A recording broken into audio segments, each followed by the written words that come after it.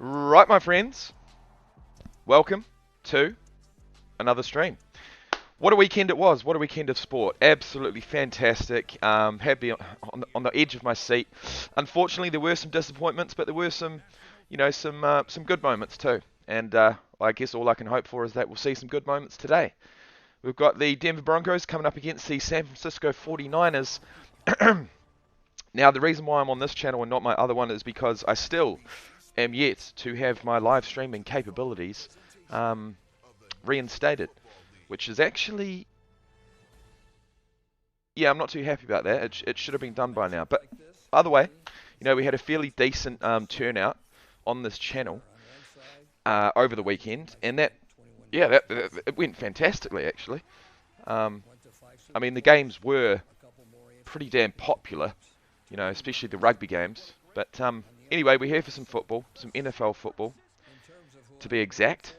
And it's the second to last game of the week. Unfortunately, I couldn't get here for any earlier games, but, it is what it is. You do what you can.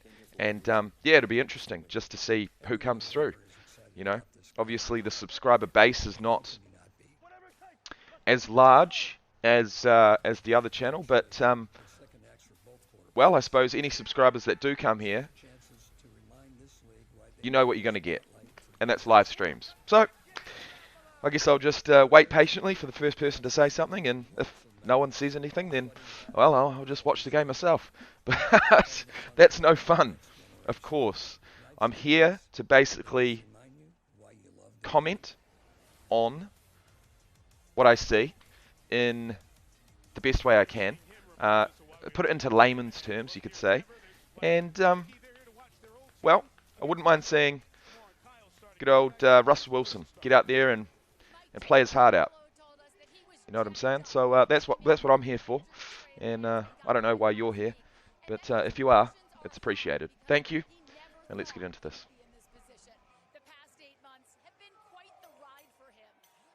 Jimmy Garoppolo back in the driver's seat, would you believe? Now that's taken over Trey Lance, and I'm led to believe it could be because of Lance's injury, but I'm not quite sure. In fact, it was rumored that Garoppolo could be transferring to other teams, but nope, not this time. Actually, he played last week. I didn't realize that. So he has played this season for the 49ers, and now he's going to have his first start, which is interesting, at the very least. Odd job prodigy. Welcome once again. Noah says, hey Jacob, who you got? I'm going to say, got to go for Broncos. Got to back the big man. Well, the medium-sized man. Russell Wilson. But actually, to be honest, yeah, it really depends. Who have I got? I honestly think the 49ers are going to win. Who am I backing as a fan? Well, I'm going to back the Broncos. Who have you got?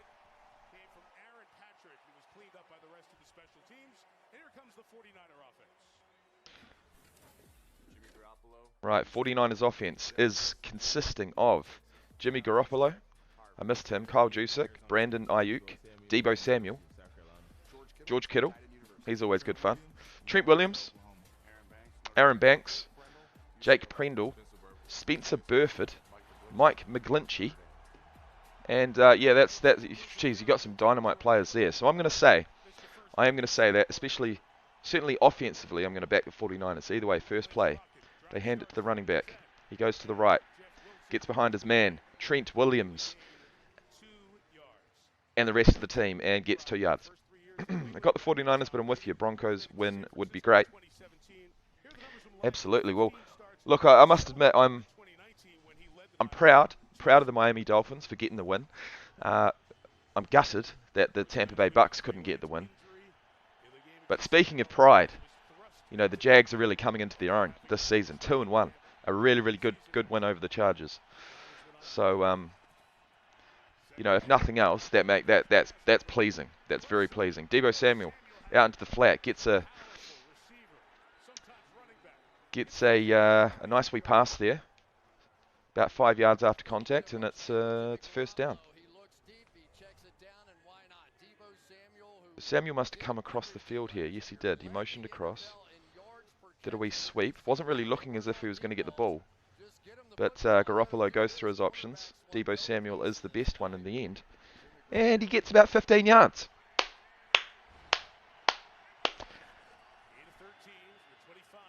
Hand it to the running back. He gets... Well, Deebo Samuel lines up at running back. I guess we should probably be expecting that. Being that he is very versatile as a player. What I really need to do is make sure that the scoreboard is here and available for you guys to see. Speaking of scoreboards, if you look just below, you might notice that there's a certain scoreboard in my favour. Yes, that's right. Yes, that's right. Rob, speaking of Jags, do you know you have Jags wide receiver number 7, Zay Jones, ECU college jersey? No, I didn't. Did he play number 17? I haven't actually watched the Jags highlights yet, but I did see the final score, and that's fantastic. Absolutely fantastic. What a win. I'm gonna have to look at the highlights though, just to see. Either way, it's 3rd and 9. Garoppolo. Oh, it's tipped. It's tipped off the Broncos' hand, and it's a 4th down. Right, both teams tonight coming in at 1-1.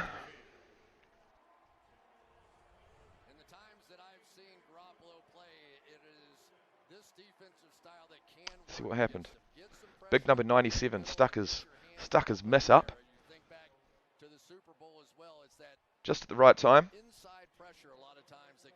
Nice work by big number 97 Jones. Right, here we go. Mitch Wishnowsky. Mitch Wishnowsky from Down Under just signed a new deal worth, I don't know, 13 million over 4 years, something like that. He's got an absolutely booming boot, and we saw it again just there. And it goes out at about the 30. Noah says, my Vikings made me proud. I'll take the win. Who do they play, bro? Empire Jeff. Sup. Sup. It's a pleasure. It's an absolute pleasure having you here. And, well, this coffee tastes absolutely fantastic. Honestly, the weekend was huge. I didn't sleep. I did not sleep overnight. I mean, on Saturday night, I didn't sleep. Stayed up till 12 o'clock midday the next day. Then I slept till about 7 o'clock. Got up again. Had something to eat last night. Went to bed about midnight. Got up this morning at about 10. I mean, it's been absolutely all over the place. But what I will say is that I did manage to accrue around about 500 watch time hours to this channel over the course of that 24 hours. That's 500 watch time hours. Now, currently this channel sits on around about 1,500. So add 500 to that, that's 2,000. And what we need is 4,000 to monetize this channel. And you know what? I reckon that's going to be a goal.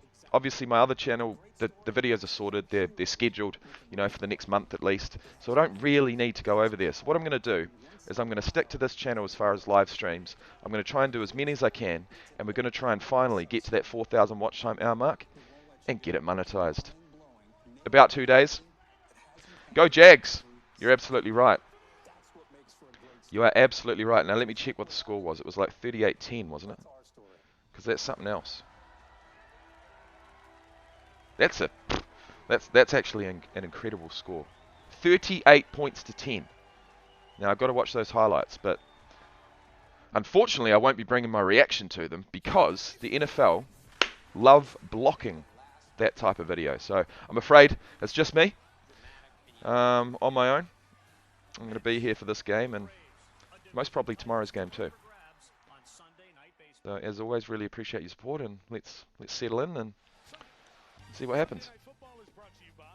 Sean, what's up, my man? What is up? Who have you got in this game? And by Royal Caribbean, come seek the Royal Caribbean. This is Cherry Creek High School. They beat Regis Jesuit about 13 miles from the stadium here to improve to 4-1. January 1st is the universal start date for sports betting in Ohio. Who's on that team? Okay. He went to high school, and right now his defense is on the field against Right, Russ stands in the pocket, stands confidently in the pocket, passes it out to the flat, and they get a gain of about 2. 2nd and 8. Right. Broncos offense. It's looking good. Jerry Judy's going to have to be... Holy shit, Garrett Bowles is an absolute beast, isn't he? Ridiculous. Right, they hand it to the running back, and they get absolutely nowhere. It's a third down already. Jeez, they've only been on the field for about 40 seconds. You will get it, I'm sure. Another monetized channel would be nice. That's exactly what I'm thinking. A backup, so to speak, if things go wrong. Right, Russ steps back a wee bit, stays alive. Probably could have gone along the ground a wee bit more. Hands it off to Jerry Judy out to the left, and it's a pretty big collision, I'll be honest. Goes absolutely nowhere, and it's a 4th down. San Francisco, says Sean. As a Browns fan, it's illegal for me to pick the Broncos. Fair enough. Yeah, I'm going to say... Oh, jeepers, what a collision that was from number 4. Have a look at this. Oh. You'd be sent straight off the field in a rugby game if you did that. Straight off.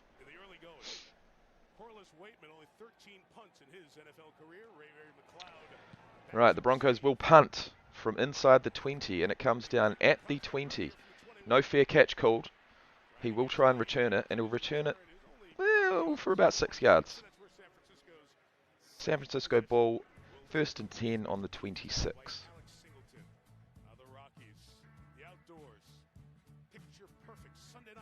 Wow, look at the Rockies. That's amazing. That's actually the first time I've seen that. Let's not start on trails though. Let's not start on the likes of the Appalachian Trail. Because look, I just don't know if I'm ready for something like that. But I'm sure there's some pretty bloody nice trails going through the old Rockies of Colorado. And/or now streaming only on Disney Plus. 1 week closer to kickoff. So much history, the passion runs so deep.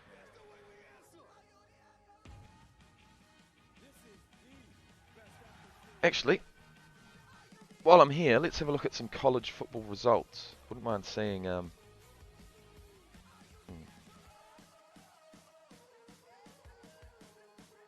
we look here.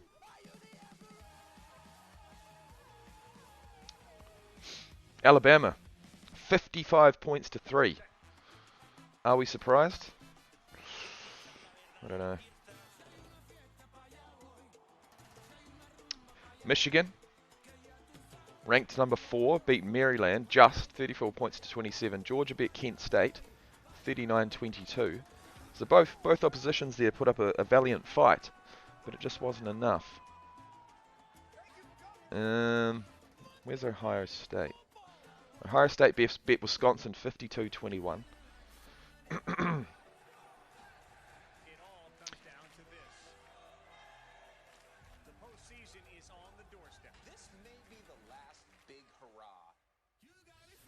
Interesting. None of those results really meant too much to me, to be honest, but it's predictable results, really. Especially the ranked guys coming up against unranked teams. Those are the games that, to be honest, as an unbiased fan, I want to see the underdog get up, but it didn't happen this week.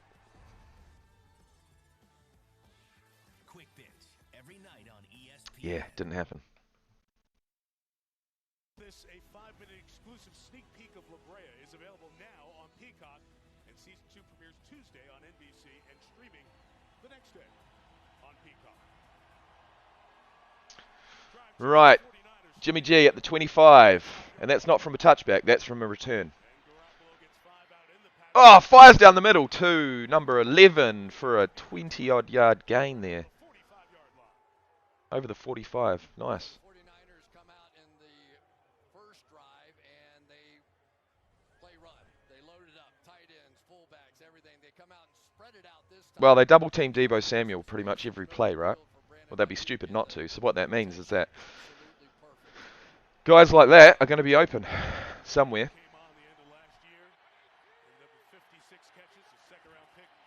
Right, they'll hand it to the running back. He'll cut back inside. He'll not only cut back inside, he'll go right through them. Surtain brings him down. Jeepers, wasn't expecting that. I don't know. That's some fairly average defense. The man's got to carry the load here with a 38-yard gain. 38-yard run. You're going to get the 5-down look that Denver likes to play. Have a look what happened here. This is going to create so many cutback opportunities. Yeah, he cuts back behind the likes of Trent Williams, uses his speed, gets through the secondary, but is taken down by the cornerback. Go the 49ers doing what they do best, Hmm. is run the football. Fifth year in the league out of North Texas. Longest run of Wilson's career. Now he's at the top of your screen. Right, Backfield we've got 5 receivers on the field. across the middle, and it's caught Garoppolo finds tight end George Kittle, but his tight end, George Kittle, would you believe? of the year. Missed the first 2 games with the groin injury. I'd say that's a 9-yard reception, 2nd and 1. Overload to one side. You're going to leave Kittle some space in the middle. Tom Brady B run today was called back. Tom Brady's big run today was called back. So much the personality. How many yards did he get? Deebo Samuel and George Oh, I'd love to see that. catch. The Yak brothers, you know, they just take great pride in that, right? You're not bringing us down. Garoppolo hands it off. Wilson to the left side screen, He'll be stuffed. but he'll have a first down. Oh no, sorry. First down. For San Francisco at the 8-yard line, Josie Jewell is back with First and goal, San Francisco. Broncos. It's looking likely. This Denver defense good start in the early portion of the season in the red zone to tack on the good numbers they've had the prior 3 seasons. It's almost like having an offensive lineman out there for San Francisco. Right. The Broncos have let in a touchdown on a red zone drive 45% of the time this season. Teammates with Nathaniel Hackett from the 8. Garoppolo goes out wide to Deebo Samuel. He's got a lot of work to do, but he can't quite get there. The 3-yard line. Down at the 3, 2nd and goal. And what Deebo tell us, he said, yeah, I like running slants and other routes, but anytime I hear that quick screen out there, that wide receiver screen, I get a little smile on my face. So maybe defenders can start looking for that. If he's smiling, watch out for the quick screen. He loves that play. We had a chance to visit with him. He requested Deebo Samuel currently on 76 receiving yards, over 100 rushing through 2 games. 3 years, $71 million. So George Kittle motions to the right. What do we got here? Taylor as a receiver. He's blocking. Oh! Ayuk, I think his name is, number 11. Comes in Second reception for the day, and it's a touchdown. with the touchdown grab, and San Francisco scores. That was quick. 6 plays, 75 yards, 3 minutes, 11 seconds in that scoring drive. That's efficient. There was a couple of long ones. Couple long run, well, one long run, one long reception. 6 plays in total, 75 yards. Just like that. Just like that. Robbie Gold, the oldest kicker in the league at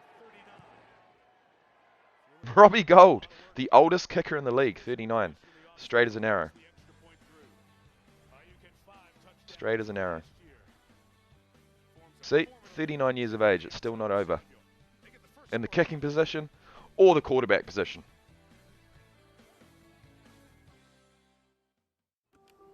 What makes for a great story? A great story has magic, power, and every once in a while, it has miracles. It needs an opening that sucks you in, and a mind-blowing ending depending on every It's good to be back, guys. That's what makes It's for good a to be great back. story. And as luck would have it, that's our story. As in, back from the dead. After doing an all-nighter. I can't believe I did that. There were literally stages. You know, when you do an all-nighter, whether it be for streaming, whether it be for study, whether it be drinking. I mean, you go through stages, right, where you think, fuck, is this actually going to be possible? Is this actually, am I going to be able to maintain this? There might even be certain substances included that may assist. But yeah, it's... Geez, I do honestly feel like I'm back from the dead. Feels good, though. Come on, Broncos. Right, won $200 betting on the Colts. Plan on spending it on a happy ending at the massage place. You're fucking kidding me, mate. Jeepers. There's got to be better things to spend on than that. And that's expensive.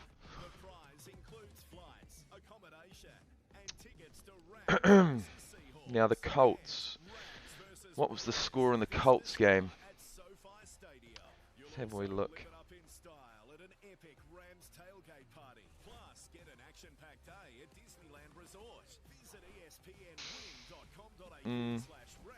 Jeepers, it's blowing a bloody gale out there.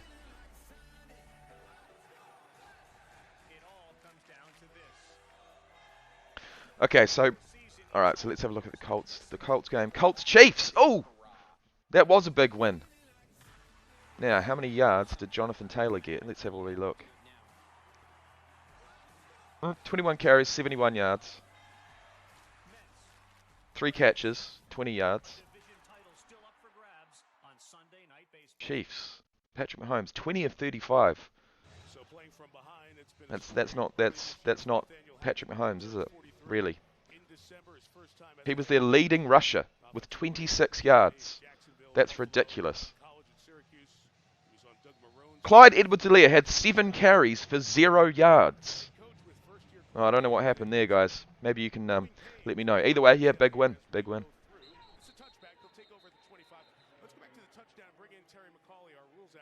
Terry, what about offensive pass interference and blocking downfield?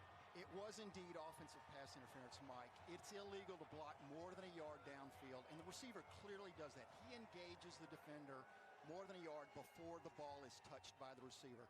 This should have been offensive pass interference. Chris, it's that gray area because it's one-ish, right? And it's so bang-bang. Yeah, and as a receiver, you really have to... Right. Who's that? That's Bosa, isn't it? Nick Bosa. Nick Bosa's going to be lining up Russell Wilson like a homing missile. Russ hands it off to his running back, cuts on the inside, gets a gain of about 4. Not bad, not bad. Time management, clock management. The Monday night opener in Seattle last week here against Houston. That's Jerry Rosberg, who spent a couple of decades or thereabouts as a special teams coach, was an associate head coach with Baltimore. He's been brought in this week to help manage the game management situations and allow Hackett to remain. 2nd and 7. In the pistol formation, I believe. Russell goes long looking for Judy. No, it's not Judy, it's someone else, but it's thrown out. Here's the San Francisco defense. Actually, I need to make sure I'm not talking shit when I say the shotgun.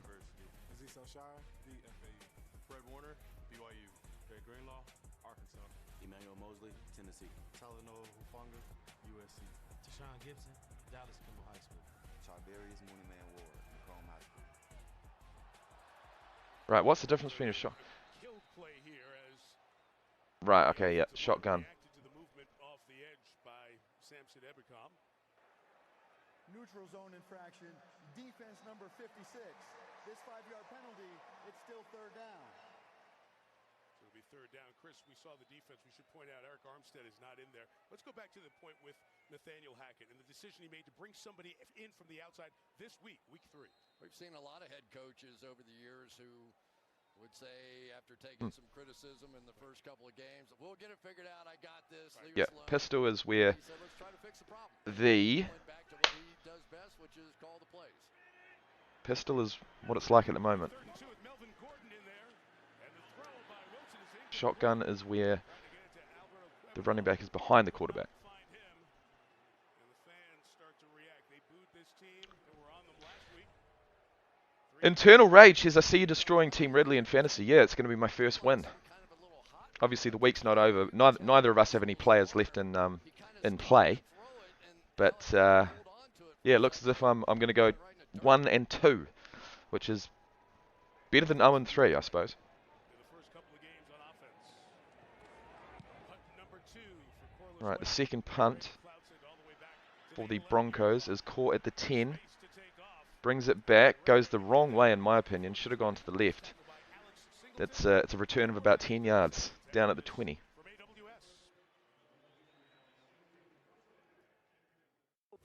Win the ultimate LA experience for you and a friend, thanks to ESPN.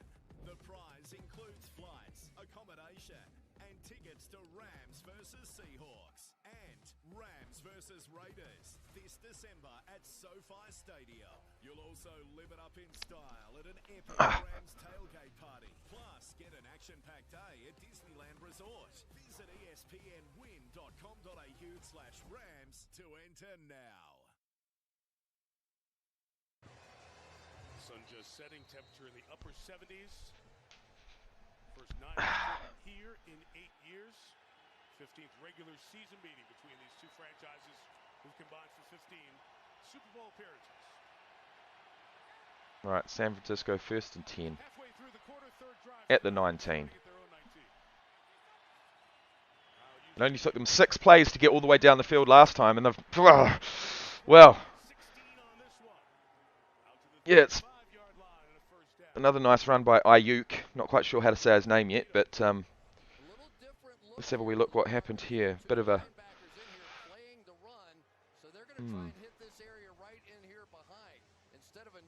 right, he fakes it, gives it to his crossing wide receiver Ayuk, who slips off his left, steps off his right, and gets an extra 5 yards. San Francisco first and 10. Garoppolo's had a good start. 6 of 8, 66 yards and a touchdown. Right, he pitches to Debo. Debo goes absolutely nowhere. He's squashed by 4 Denver Bronco players. But I don't mind a pitch. I don't mind a pitch, and I certainly don't mind a pitch play to the likes of Debo Samuel. Just didn't work out in that instance.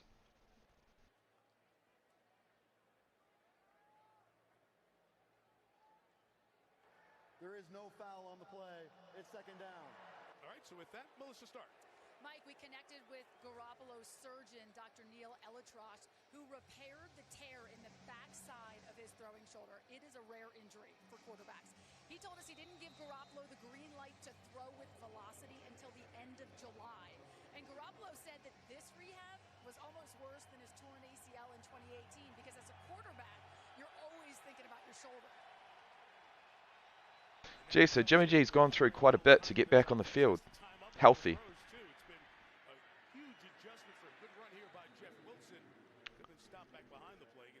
Past the 40-yard line with 3rd and long 4 coming up. So Chris, here he was in training camp. You're not part of the team. You're over there on the other field throwing to trainers and other guys.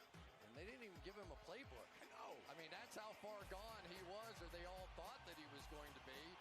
And then at the end of the year, a job. Geez, it's amazing. Some of these returns from injury, honestly. Shoulders, knees, legs, pecs, biceps. I just don't know how they do it so fast. Either way, Kyle Juszczyk is on the field. He does his job. He blocks his man, but it's a penalty.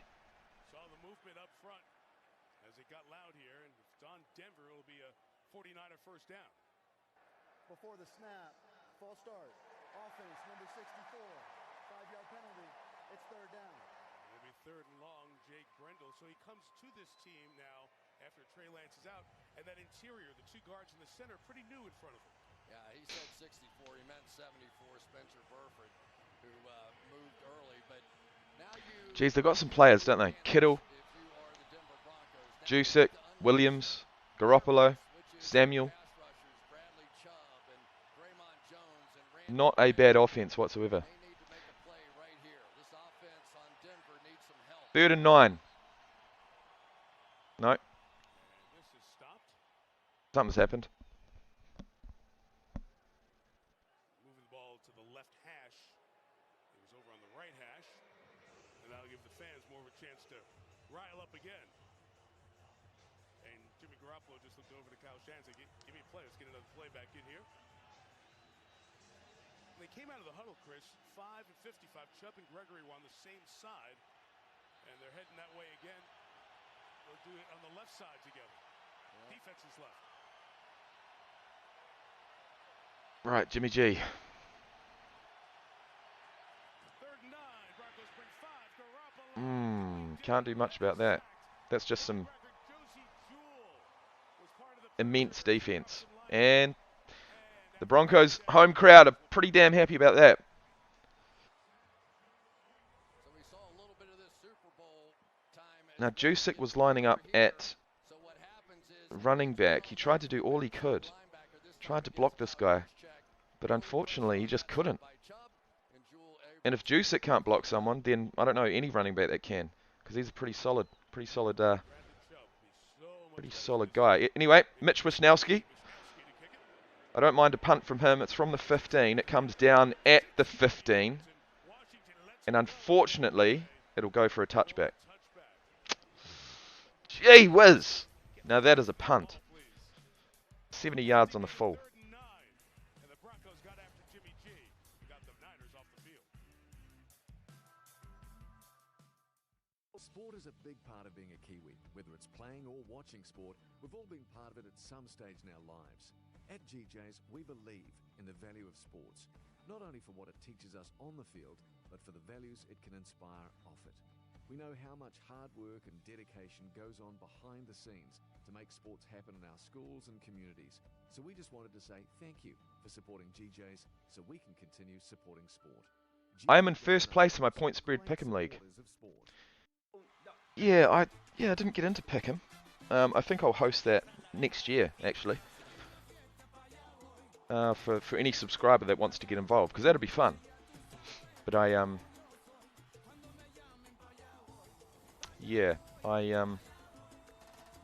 how many have you got right?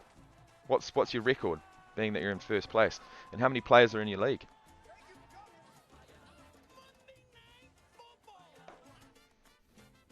1 week closer to kickoff. So much history, the passion runs so deep, man. This is the best atmosphere.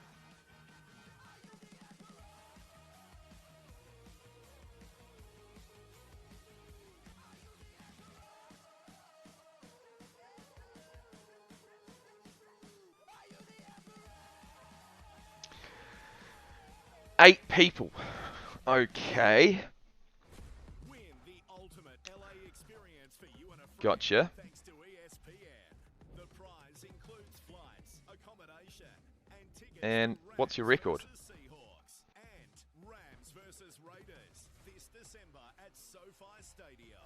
You'll also live it up in style at an epic Rams tailgate party. Plus, get an action-packed day at Disneyland Resort. Visit espnwin.com.au/Rams to enter now. Well, we talked about Nathaniel Hackett, the new head coach of the Broncos. His dad, Paul, over 4 decades as a college and professional coach, also some time with the Niners and out of the Bay Area. UC Davis, exactly. He was a long snapper. Thought about pre-med for a little bit, then got to the football stuff. As we mentioned, worked with Doug Marrone in 3 spots at Syracuse, Buffalo, and Jacksonville. In the last 3 years, I'm Matt LaFleur's staff, the offensive coordinator for the Packers. And there is Paul Hackett, who was 42, like his son is right now, when he got the head coaching job at Pittsburgh. It's a pitch back to Melvin Gordon, who powers forward. Russell Wilson For about 4 gives it yards. to Melvin Gordon, the third, and he gets about 4 yards. Come on, Denver. Come on, Denver. Bring it back. Bring it back to an equal ball game. And your system takes a little time. Well, you Second and think about some of the 6 greatest plays you've at the seen from 29. Wilson. What are they? He gets back about 10 What are they going to do, though? Like, where are their game breakers? You know what I mean? Like, where are their actual game breakers? Wilson, I don't. Look, I wouldn't say he's nice along the ground, but he's no, Kyler Murray, Lamar Jackson. But he's got a cool head on his shoulders, and if they've got a chance to win, if they've got a chance to score, there's not too many other players I'd rather at the helm than old Russ Wilson. I'm playing my great-grandma this week in my home league. She has Lamar Jackson, James Robinson, and Mark Andrews, so I pretty much have no chance. How many points did Lamar Jackson get? Because I'm assuming it's in the 40s. 8 plays, 11 yards. Fans are going to get on the Broncos Jerry Judy motions in, motions back out. They'll look for him, and they'll find him. But he drops it. Want the flag there. Jerry Judy, the intended receiver. Ball may have been tipped to take away the PI, and it's 3 straight 3 and outs. 3 straight 3 and outs. The ball was tipped. Yeah, he did still almost catch it. Oh, Jerry Judy, but the ball was tipped, so it's not going to be the it's not going to be the easiest.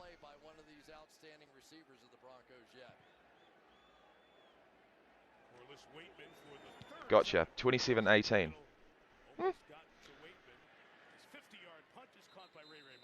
Right, the Broncos will punt for 50 yards. It's fair caught by McLeod, number 3, on the 25. 49ers ball, 1st and 10. Yeah, the Broncos really, they haven't shown too much at all. All they've been doing is getting 3 and outs and punting. Are you a fish or are you a thief? This is what revolution looks like. Maybe I should take this off. No, I wouldn't do that. And/or now streaming only on Disney Plus. What makes for a great story? A great story has magic, power, and every once in a while it has miracles. It needs an opening that sucks you in, and a mind-blowing ending that has you hanging on every snap. That's what makes for a great story. And as luck would have it, that's our story.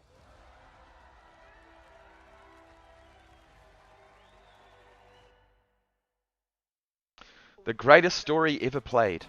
ESPN College Football.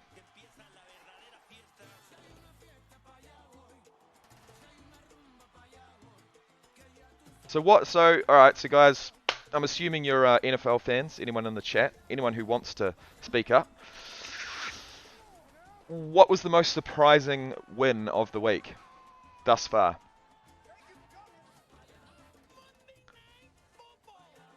Or surprising result, really. Pretty sure I know which one it should be. Actually, there might be 2 games. Actually, there might even be 3 games. Who did the Dolphins play? The Dolphins played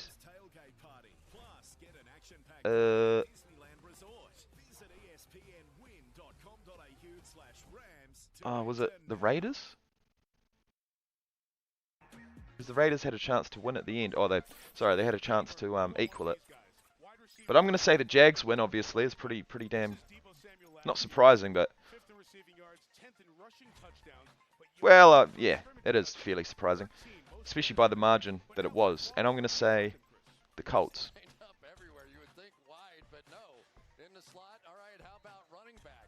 And the funny thing was, he went back and visited with some of his friends in the off season and basically said, "Can you believe I'm still getting away with this stuff?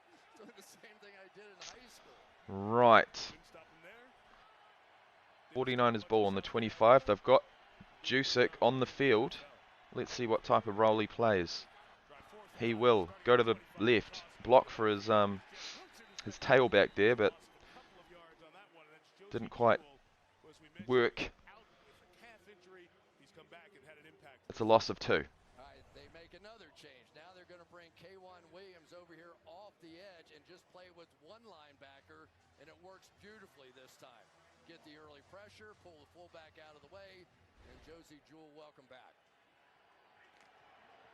Right, 2:20 to go in the first. 2nd and 11.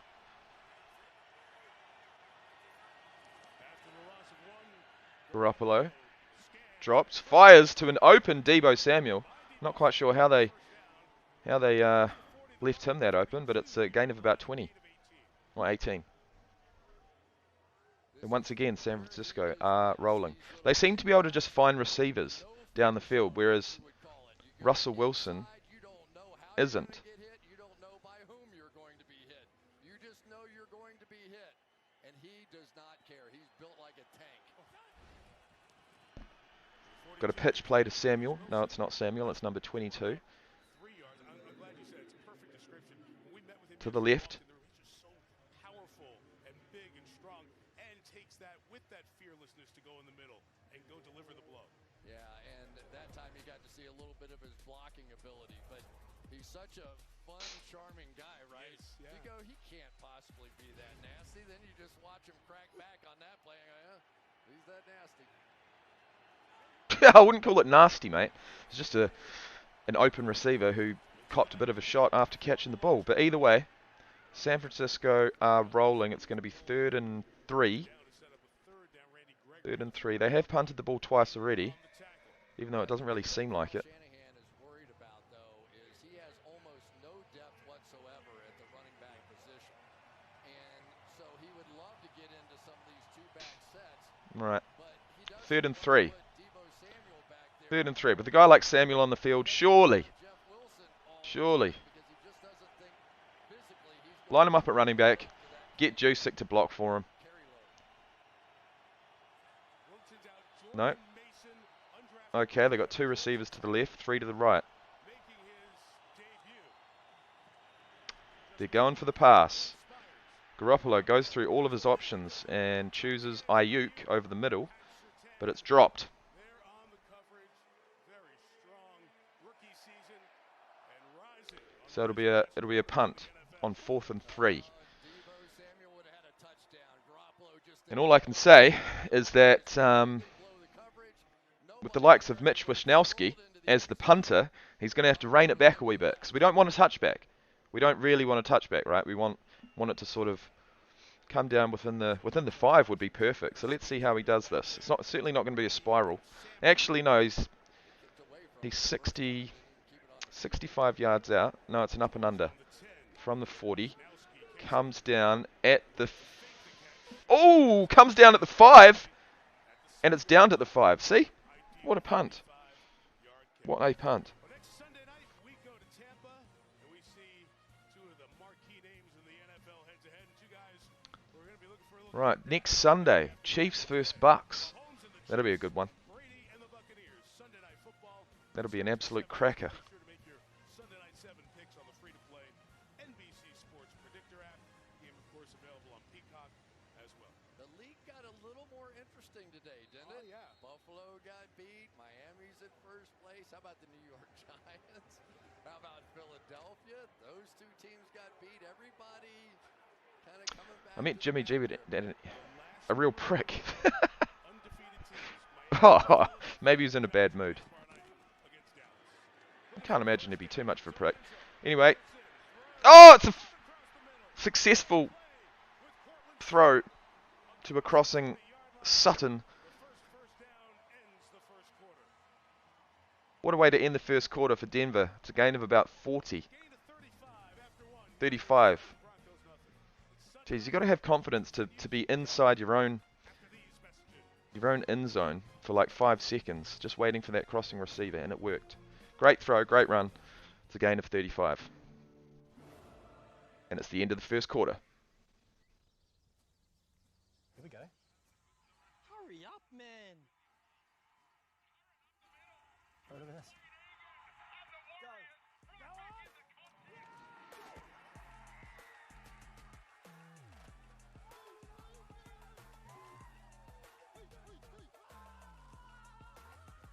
For excitement you can't contain.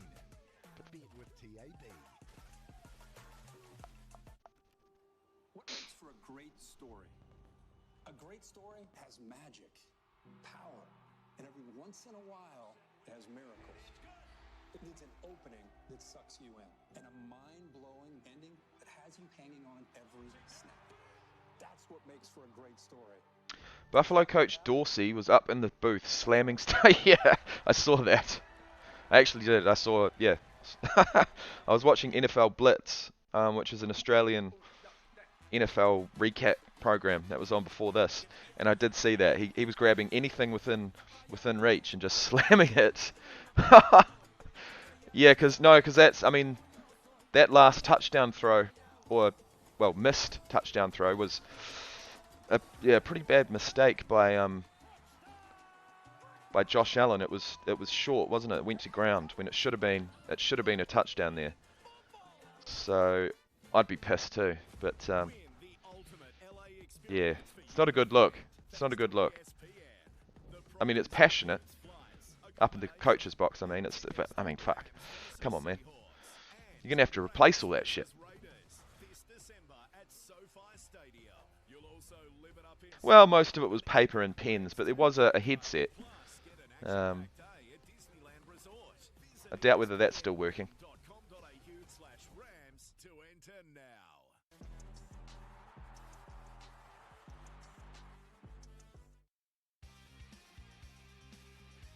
This ESPN telecast is presented by TAB. Now you're in the game. For our aerial coverage, brought to you by Geico. Lots of folks in the house tonight, including a superstars, Michaela Schifrin, two-time Olympic gold medalist. Wowee, Michaela Schifrin, three-time Olympic medalist, a Broncos fan, repping number 1.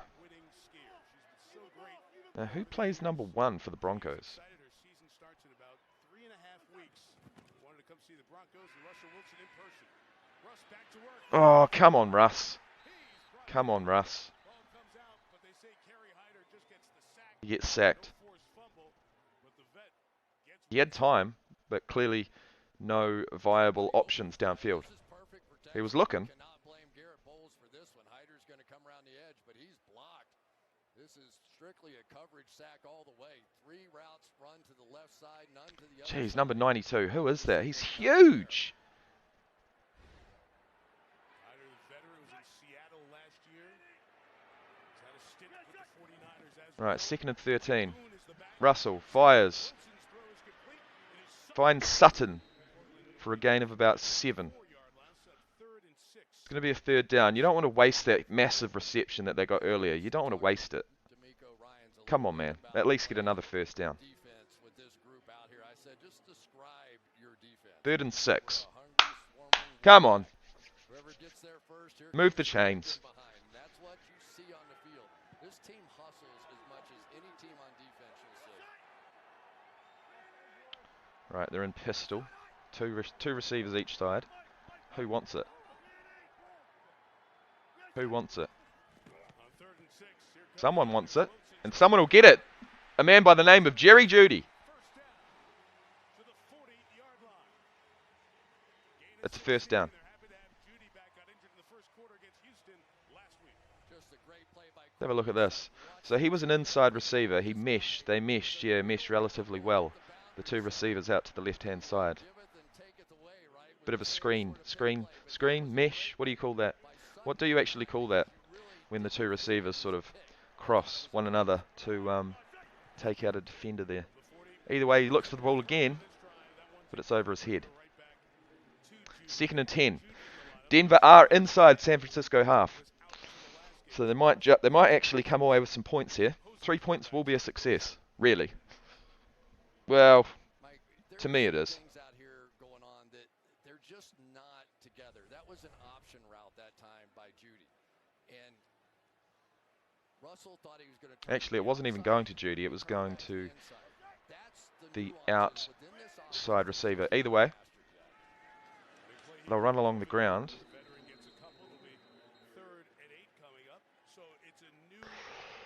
Only a couple of yards, 3rd and 8. If you got fed the ball all game, how many yards do you think you'd rush for against a defense of 11 drunk Russian defenders? Well, that's an interesting question. Not sure that it's relevant, but I'm pretty sure I'd get at least 200. Right, Russ Wilson. Down on his knee, inside the huddle, calling some sort of play. They need 8 yards. How are they going to get it? Russell stays alive. He can go himself. Oh, he gets it's a gain of 2. Now, are they within field goal range? Let's have a look. In the backfield, so the last scrimmage was the 38, which would have had a 56-yard field goal attempt from there. So if they back him up 10, that's the decision Kyle Shanahan is mulling right now. But there's a flag. Back him up and stop him, they're out of field goal range. A flag on the offense for some reason. Where Wilson scrambled, it would be a gain of a couple. Holding. Offense number 73. This penalty's declined. The play results in 4th down. And from here, a field goal attempt would be about 55 yards, and the field goal unit comes out. Nick Bosa, look at him with that sprinter stance, that right arm That's back. interesting. He's gonna hook him They around declined the like he penalty, did which would have the pushed them ball. back 10 yards out of field goal range, would have forced them to punt, At least but they'd there's a rather chance, right, to put some points on the board. they'd rather decline the penalty Within his range. and Within his range. and take the field goal. Decision. The field goal unit was right out there. Accept the field goal. They probably think he's going to miss, but still, 55 yards. It's looking good. It's curving, but it is through. And Denver do get 3 points. 63-yard field goal. No, it was 55. Nice kick. Nice kick. You can't expect too much more than that.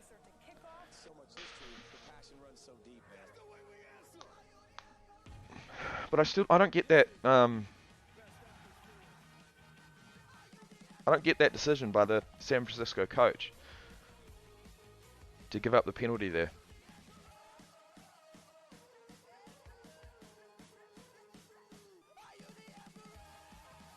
Would he rather take the 3 points? Would he rather accept the 3 points against him than the possibility of muffing a punt?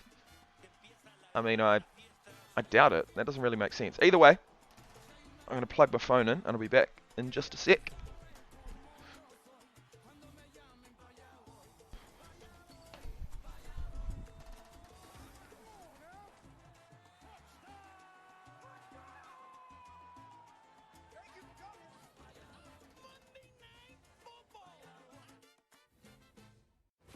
Win the ultimate LA experience for you and a friend, thanks to ESPN.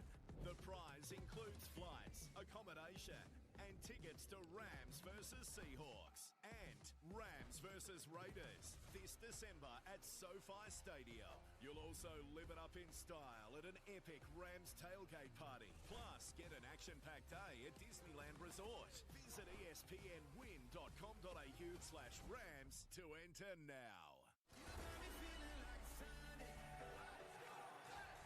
It all comes down to this. The postseason is on the doorstep. This may be the last big hurrah. You have to do something dramatic, and you have to do it now.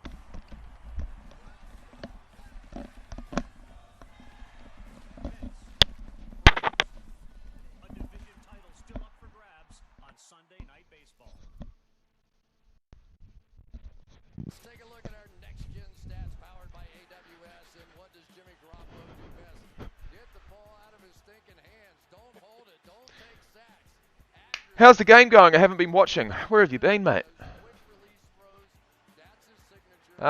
It's I don't know. It's San Francisco certainly have the edge on offense, but you know they've only scored 1 touchdown, which is surprising. Denver just scored a 3-point field goal.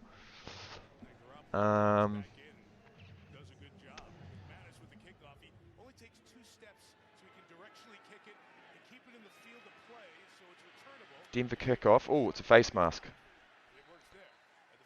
I'm going to call that a face mask. But it's a return. It's a fair catch. No, sorry, not a fair catch. It's a normal catch. So, thank you guys again. Faithful, thank you very much. And he'll bring it back to the 15. It's been crazy, man. Just all the comebacks at Levi's, comebacks on the road. Yeah, honestly, it's looking better than it did at first. I think they went three straight punts, basically, to start the game. But they have got a few more receptions for a few more yards. So it's, I don't know, we'll see. See how they go. They've got to stop San Francisco here, though. And that's not easily done. Deebo Samuel runs out to the left. He's going long. He's looking for it. He's going to get it. He's going to get it too. I saw that route. Fumbled. Well, didn't fumble it, sorry. Geez, what do you call it? Well, he did fumble it, but he caught it.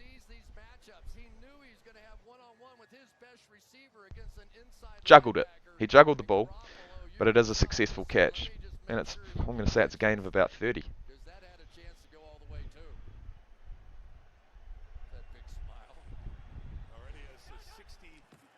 receiving yards, more than he had in the first 2 games. Flag down as Oh, pulled down. jeez. Wanted the face mask on Bradley. We have a holding flag coming in here on the Niners.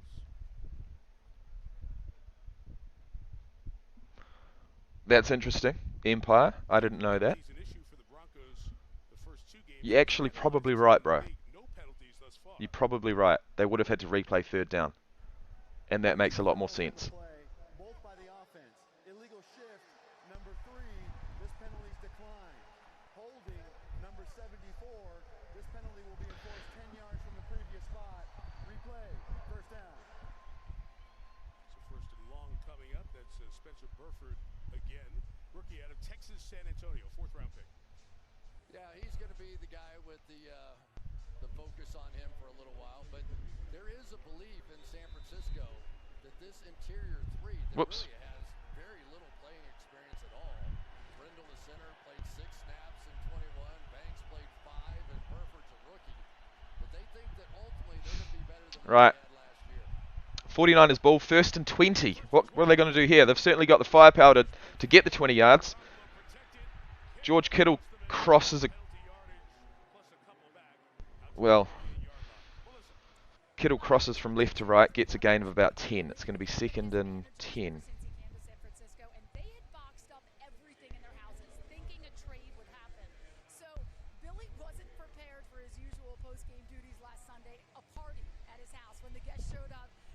No, it's 2nd and 9. So it's an 11-yard reception to George Kittle, his 2nd of the day. And when you've got a guy like Kittle out there, he's always going to be a threat, right? He's always going to demand a bit of attention from the defense. Oh, he goes... Garoppolo goes long, but it's too long. Tried to find his receiver, Ayuk, down the right-hand side of the field, but it was just that little bit too long. Ayuk was covered anyway. 3rd and 9.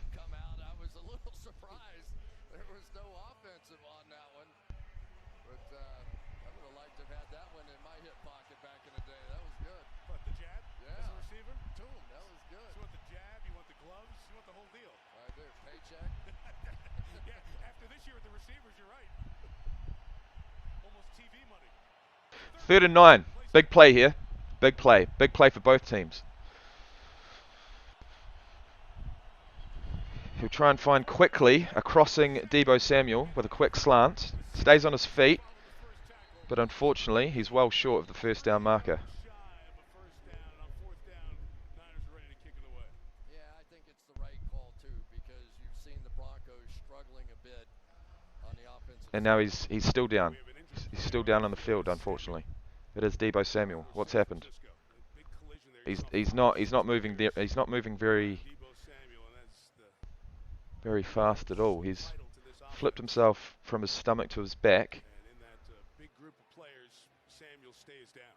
And he's still down. Deebo Samuel. This is not good.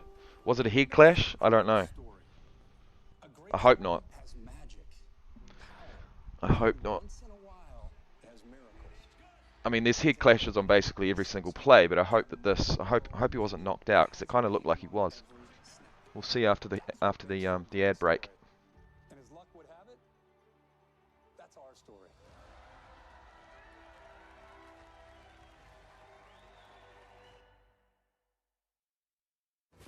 Win the ultimate LA experience for you and a friend, thanks to ESPN. The prize includes flights, accommodation, and tickets to Rams versus Seahawks and Rams versus Raiders this December at SoFi Stadium. You'll also live it up in style at an epic Rams tailgate party. Plus, get an action-packed day at Disneyland Resort. Visit espnwin.com.au/Rams to enter now. It all comes down to this. The postseason is on the doorstep. This may be the last big hurrah. You have to do something dramatic, and you have to do it. Do you know what? Look, I wouldn't complain. I never really complain, but with the ad breaks, right? A lot of people do complain that there's so many ads, so many stoppages. I wouldn't mind as much if they didn't just repeat the same fucking ads every single ad break. Like, I literally know them off by heart. It's like, I get it, right? ESPN, yes, you're advertising stuff that's on your own channel, but fuck me dead. Come on, like, it's ridiculous, really.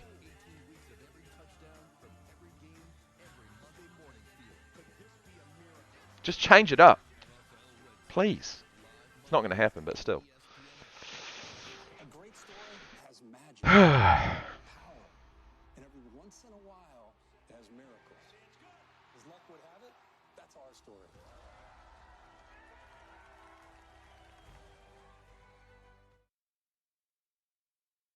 This is about a minute and a half ago. Deebo Samuel walked off under his own power. Okay, Deebo Samuel has walked off the field. Oh! It was a big head, oh, fuck, there's a lot of bodies. Basically, it's like a car crash in there. And Deebo Samuel is basically squashed between his own players and the defenders. Either way, he walked off the field, which is a good sign. But I feel like he wouldn't be feeling very good right now. Wouldn't be feeling very healthy. And that is a pretty much perfect punt by Mitch Wishnowski. Down at the 1. Down at the 1.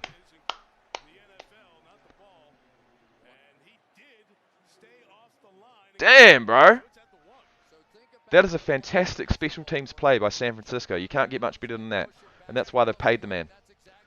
That's why they've paid the man. Oh! You are kidding it. The ball might have hit the line there. Oh, what a play. Everything looks good as long as that.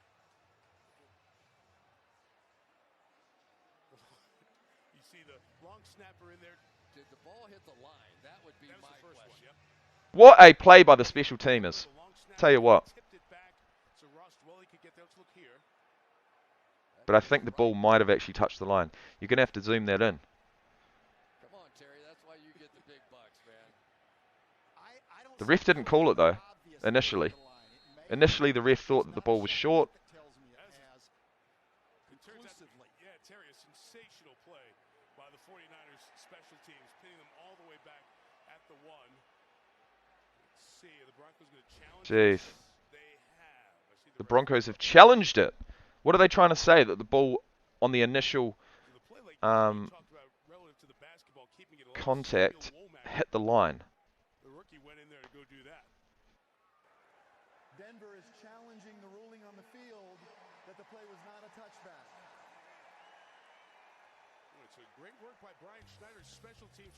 Well, I suppose it's not a bad challenge. I mean, you don't exactly want to be starting a drive from the 1 yard line, but there's really only one aspect of that entire play that's questionable, and that is the initial point that the ball hit the ground there. It's going to be, honestly, it's going to be the difference between a 1 yard play.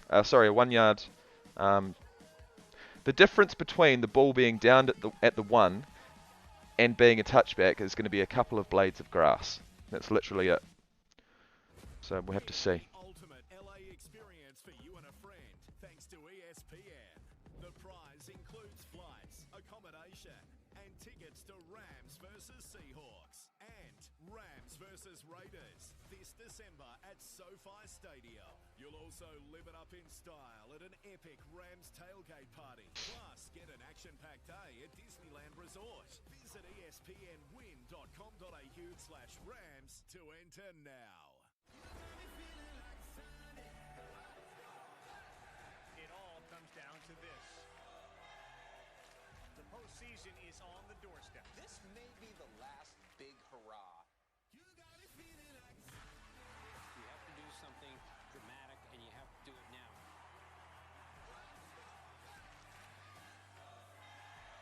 Mets, Braves.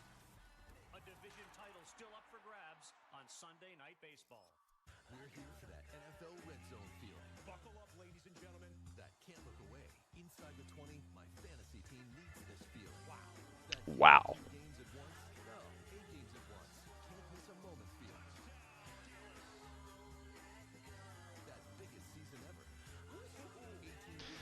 Yep, I've seen this ad about 20,000 times, I can tell you that.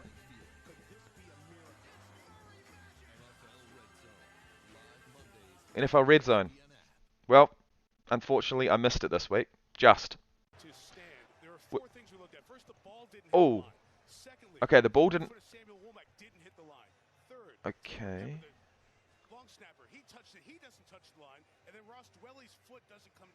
Jeez, that is so close.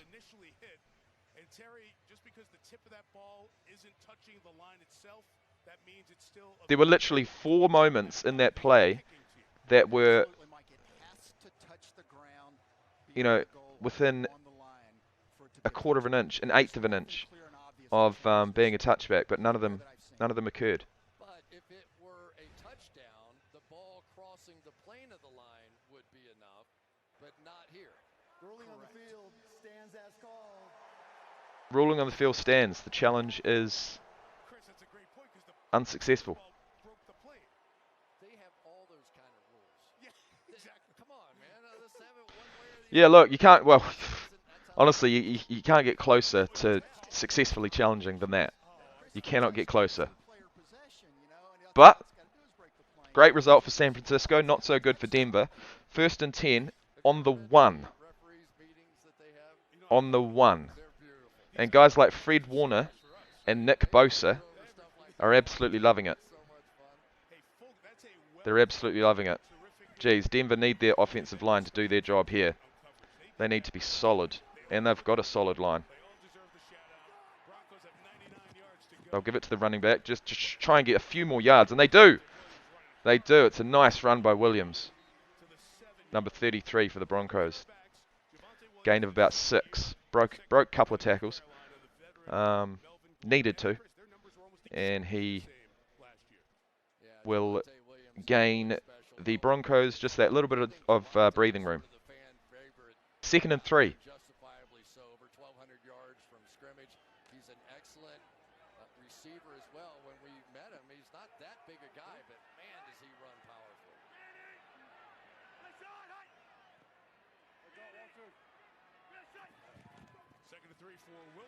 Wilson gets it out to Sutton for a gain of 5 and a first down.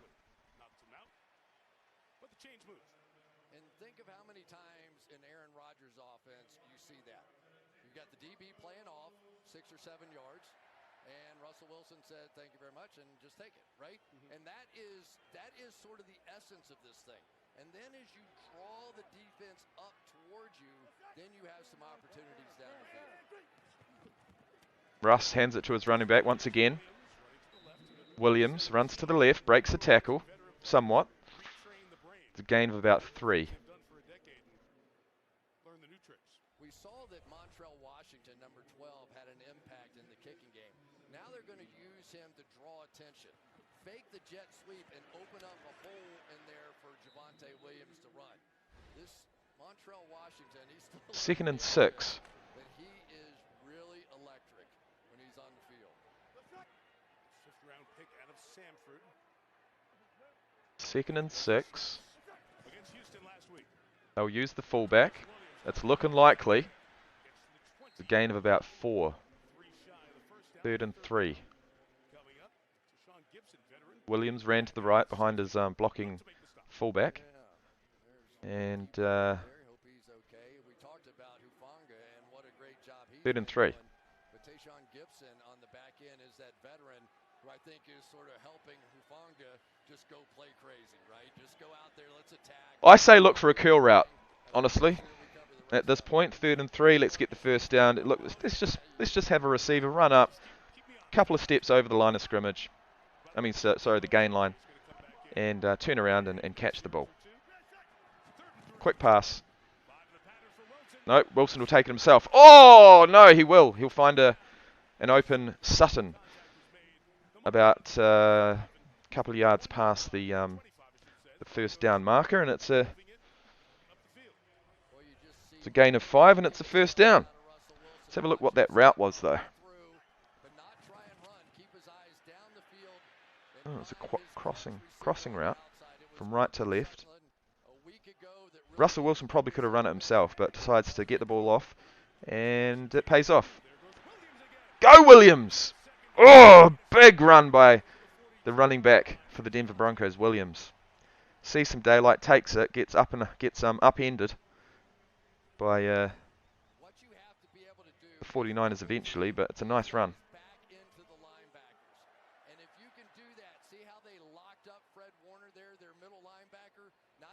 They get the double team, but they got the push up to Fred Warner. You take him out of the play, you make big runs. Javonte Williams, six rushing attempts at the moment for 33 yards, I think. And he'll get another one. And he'll go up the middle once again. Not quite a first down, but it's a gain of about 9. Make that 7 rushes for 42 yards for Williams. All right, Mike, they have their attention now. Now they're dropping a safety down in here as well. So what you're getting is man-to-man coverage on the outside. So now Russell Wilson may look out there and go, okay, now if I want to try something with Judy, with Sutton to take a shot down the field, a better opportunity because they're having to bring a safety down to help in the run game. Wilson fakes the handoff, goes himself. Oh, what a pass! Have a look at that! Beautiful pass to Melvin Gordon. Out to the right-hand side. It looked as if Russell Wilson was going to try and get there himself. He knew he was probably going to be just short. Gives a wee push pass. Have a look at this. Bloody hell, it's like a basketball pass. Nice play. Nice play by Russell Wilson there. Who says you have to pass the ball with one hand? Hey, Jeff. It is 10 years at Seattle, and you see there was a part of the body straddling midfield, which was the line of scrimmage, so that it's not an illegal forward pass. It is a gain of 22. It's a medical timeout as Aziz, Al-Shire comes off the field for San Francisco. Yeah, and this is one of the rare times I don't mind that at all. seeing the Denver Broncos putting something together. There's a sequence, and you really don't get an idea of what anybody is like as a play caller until you can see them put a drive like this together. Right. Drive started at the 1. It's now at the San Francisco 28. The Broncos have worked their way out from the 1 yard line. Oh, well, that won't help. Jeepers creepers, that is some defensive pressure. Russell did manage to get it off to his running back, but he got absolutely blown up. I'm going to say that's a loss of about 10 yards. Jeepers. Number 29, Hufunga. Times it absolutely perfectly.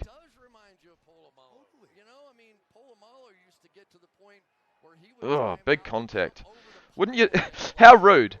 How rude to receive the handoff and literally have a split second until you just get absolutely clobbered.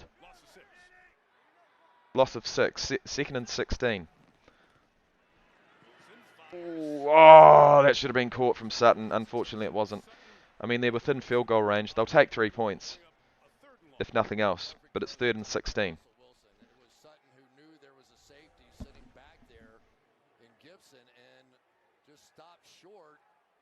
If he had just run through the ball, I think his body would have protected him there.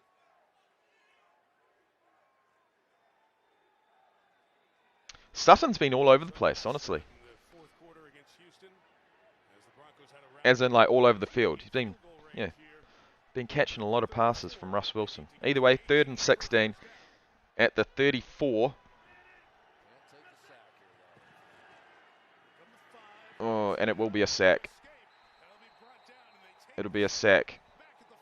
Russell Wilson's looking like a bloody murder victim out there. He didn't move for about 2 seconds, but he's up. And it will be a field goal opportunity. Well, or a punt. Depends.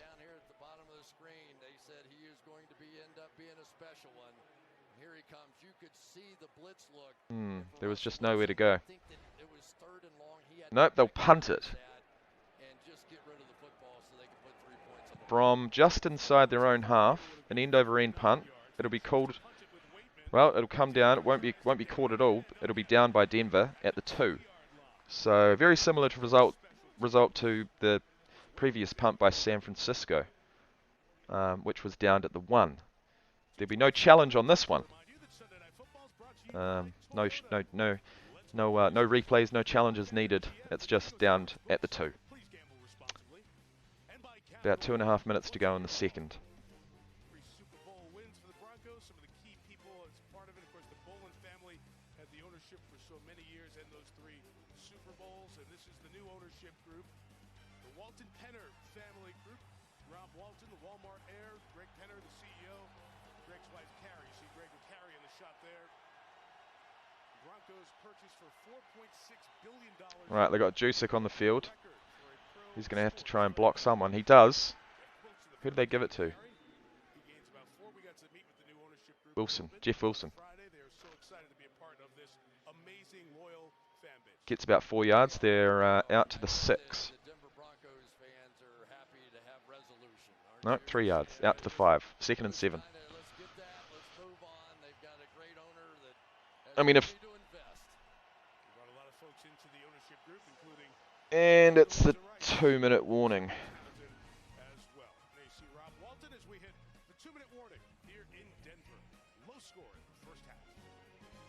It is a low-scoring first half. 7 points to 3. 2 minutes to go.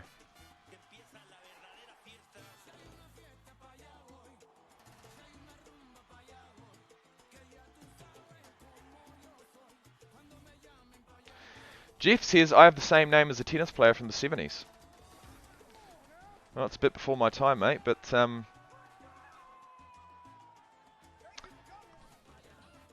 thanks for that.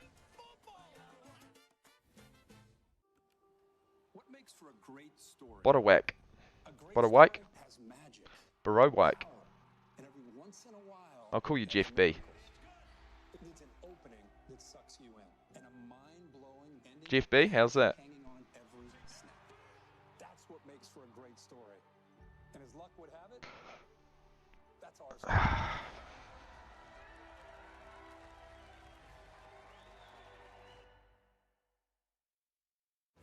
Win the ultimate LA experience for you and a friend, thanks to ESPN. The prize includes flights, accommodation, and tickets to Rams versus Seahawks and Rams versus Raiders this December at SoFi Stadium. You'll also live it up in style at an epic Rams tailgate party. Plus, get an action-packed day at Disney. Jesus, what a prize that is. What a prize that is. The LA Rams, obviously, I don't know, combining with ESPN Australia in some way, shape or form and offering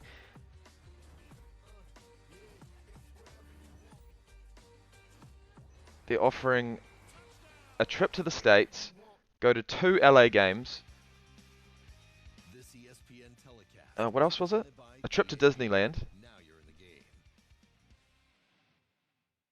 And something else. I've forgotten now. Don't worry, the ad will be on about 10 more times during the game. But what a bloody... What a prize pack that is. Stay undefeated. Rodgers beats Brady in the battle of the GOATs. All right, back to you, Mike. Yeah, Brady had Rodgers this week, Mahomes next week. We'll see all for all the highlights at halftime. So the 2 quarterbacks, Jimmy Garoppolo and Russell Wilson, have moved the ball at times, but only 10 points to show for it in the first half. And those 2 head coaches are also... Right, here we go. Big play for Denver. Big play. The home crowd will be getting behind the defense here. 2nd and 7, 5 yards out from their own line. San Francisco ball.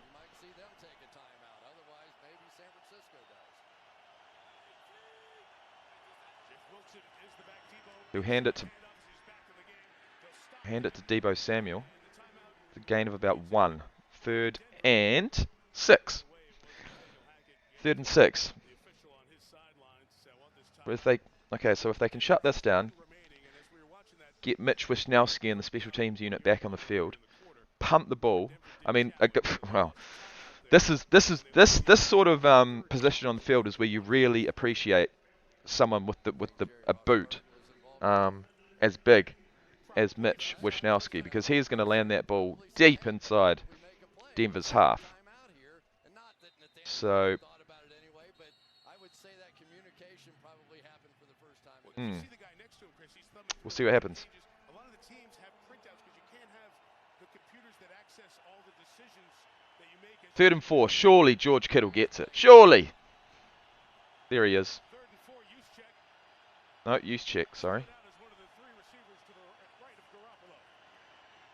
Someone wants it. Go Garoppolo, get there yourself. And he does! Puts the team on his back, so to speak, and gets a first down along the ground.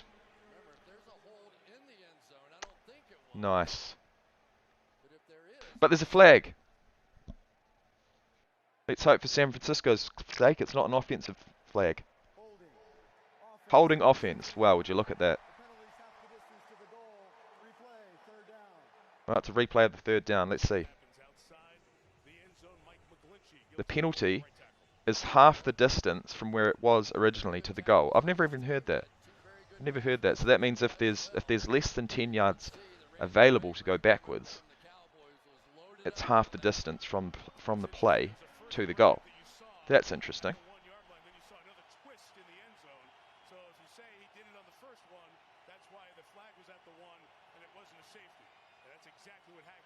Probably have seen that before, I just haven't been paying attention. Either way, 3rd and 9. Just that little bit harder. Will Garoppolo do it again? I doubt it. He's looking for... Oh, that goes through his fingers. Jawan Jennings, number 15. Out to the right. So it's 4th and 9. Minute 43 to go. Mitch Wishnowsky will come out. And I'm just excited to see how far this guy kicks the ball, to be honest. Because he's got a fantastic opportunity to just boot the shit out of it. Let's have a look. Here he is.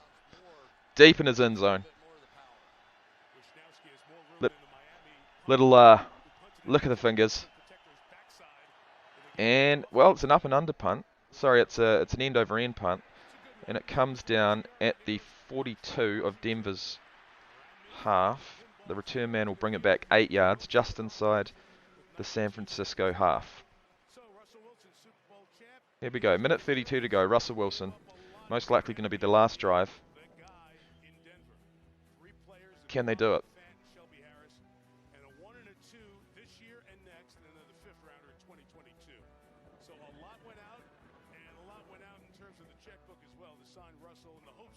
Fuck. Russell Wilson is the 11th Broncos starting quarterback since 2016.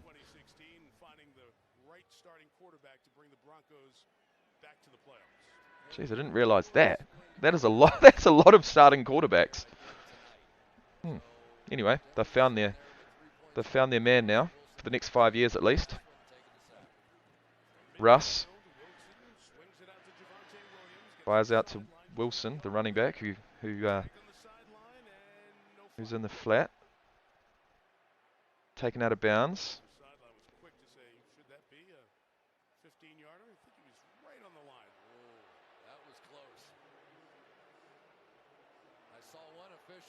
Second and 8.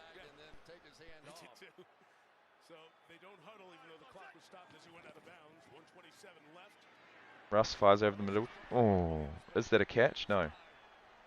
Incomplete. And just like that, 3rd and 8. Just like that.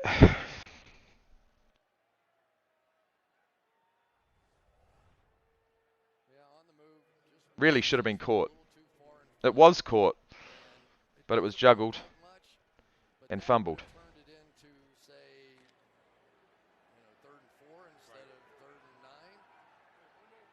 But still called incomplete. All right, 3rd and 8.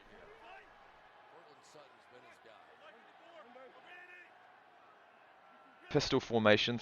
Oh, no. Jerry Jeudy, offside. It's a flag.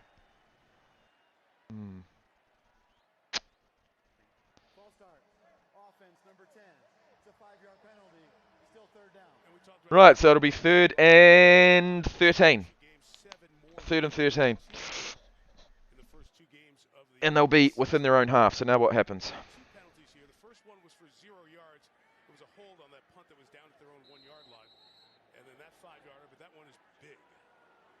Yeah, that's unfortunate.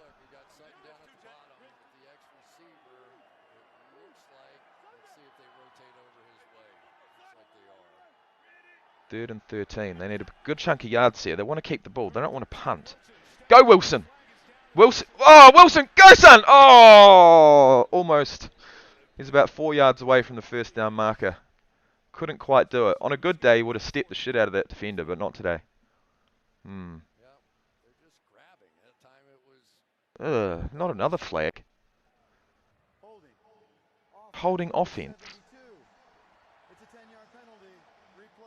Another 10 yards, so it's going to be 3rd and 23. Come on, mate.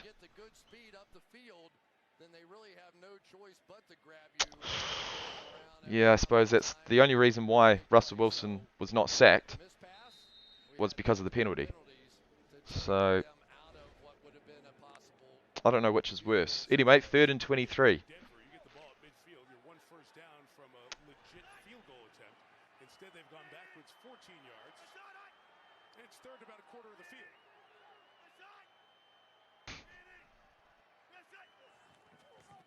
Russ drops back, fires. It's a short-ish gain. Certainly not 23 yards. It's going to be a 4th down. Just at halfway. What do they do? Do they take the field goal? I believe it's San Francisco took the timeout. It is. Okay, I just saw Sean Hockley pointing the other direction, but it's a 49er timeout. They'll have 2 remaining, and they'll get the ball back. Interesting game so far, hasn't it? We've seen flashes of really good stuff out of both offenses, but the one thing that we knew coming in here was that both of these defenses to date have played really well. I mean, this has been 2 of the best defenses in football. Both played Seattle, and then San Francisco opened with Chicago in the monsoon at Soldier Field, and Denver played Houston. So both teams knew this was going to be the best test that they've had to this point. All right, Denver will punt. Unfortunately, that's a waste of an opportunity to score at least 3 points. It'll be a fair catch down at the 10. Minute to go. Final minute, Niners have 2 timeouts. Try to work down the field and get 3 more at least on the board. Well, well, well. Interesting. I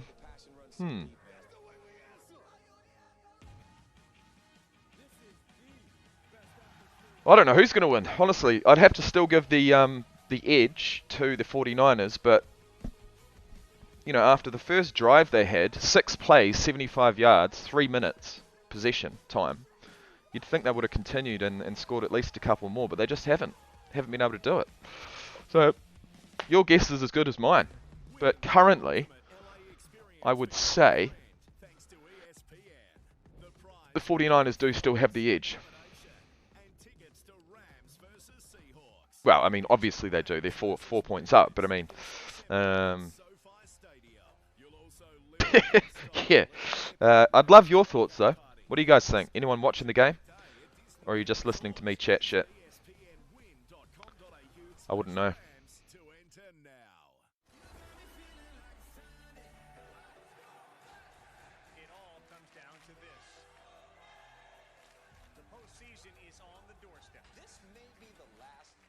Who's winning, guys?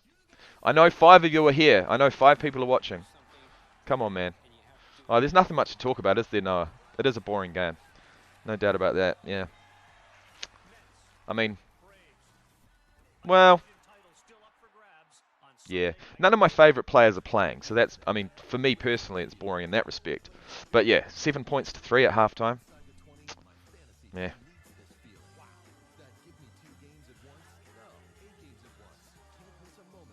Although, no, I take that back. I do. Although Russell Wilson's really not doing too much. He had a nice wee push pass there, which I liked. He's certainly going to be. He's going to be versatile, but I don't know. I don't know. Empire says, interesting seeing low-score games in an age where the NFL rulebook favours the offense. Yeah. Yeah, I think the defense has just been on point. And some passes have slipped through the fingers. But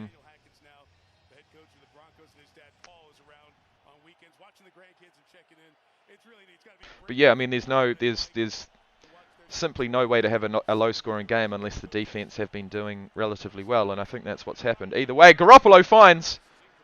Oh, see? See, a pass like that should be complete. Anyway, 2nd and 10, San Francisco ball. So he knew if he let him in there, it might get picked. A veteran play by a veteran quarterback. It didn't Camp work. deep in their own half. Didn't end up an interception either. Good defense, timely moments, good special teams have forced a lot of long. 2 penalties remaining for San Francisco. They won't want to use one just yet. But, And 5 of their 7 drives have started with 80 yards or more to go. alright.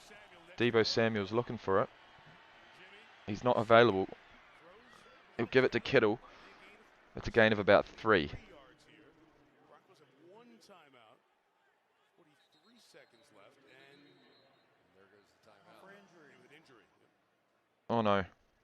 That is the 3rd edge rusher. We've got a knee injury for number 56 for the Broncos. Baron Browning, the 3rd round pick out of Ohio State. It happens all too often, doesn't it? All too bloody often. And he's a good one. They really think that he could be a special guy. He's been playing a lot of linebacker. They've been moving him out to the edge to relieve Bradley Chubb and Randy Gregory. And this is a concern. Yeah, I hate to see the athletic training staff looking at that leg and knee area. Of course, Nathaniel Hackett being reminded by Sean Hockley that the injury carries the automatic timeout for Denver, so it's their last. All right, so I lose the bet tonight. I almost said Paul Hackett. I mean, how many times were we almost going to call Kyle Mike, Paul Nathaniel, or Sean Hockley Ed? Well, it's a little weird for me too, because Paul Hackett recruited me at USC. Right, Russell Wilson is talking to his top 2 receivers there, Judy and Sutton. Giving them a wee pep talk, saying, look, if we get the ball back here, this is what we want to do. There's Mike, who still watches film of the Niners. He's involved watching the games. Oh, number 56 is up. That's a good sign. He doesn't seem to be limping too bad. Let's have a look at what happened. Ooh, I don't know. I think it was... Not quite sure. Yeah, the one thing that Mike and Kyle definitely had in common. Didn't really look like it was a contact injury, more so stepping, twisting the wrong way. But yeah, you're right, Noah. They certainly have a chance. They certainly have a chance. I mean, score a touchdown and you're ahead.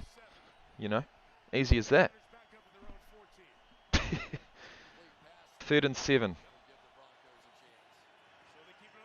They'll give it to Deebo Samuel. We go along the ground. He'll spin out of 1, but he'll be stopped.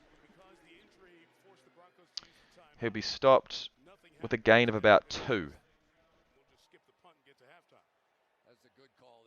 And no reason to give them a chance, get the ball back. It's the right call. With 20 seconds left on the game clock, no timeouts for Denver.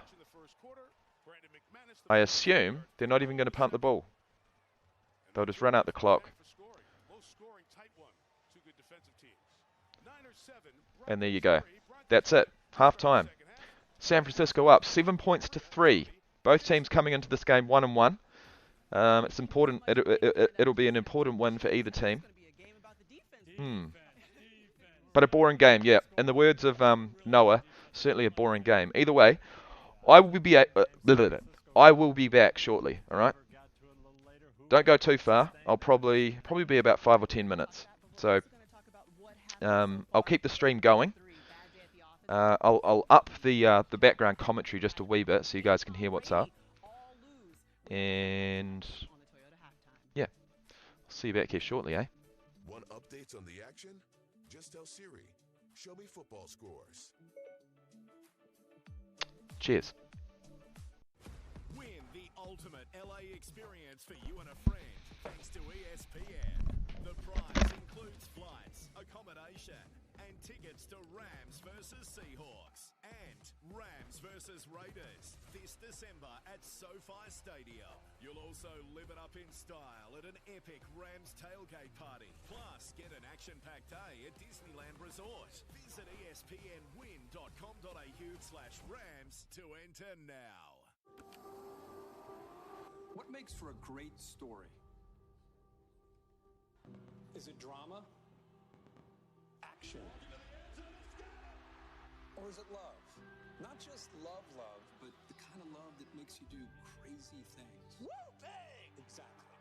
A great story has to have heroes we can root for. It has magic. It has power. And every once in a while, it has miracles. A great story needs an opening that sucks you in. A middle that won't let you go. And a mind-blowing, nail-biting ending that has you hanging on every snap. That's what makes for a great story. And as luck would have it, that's our story.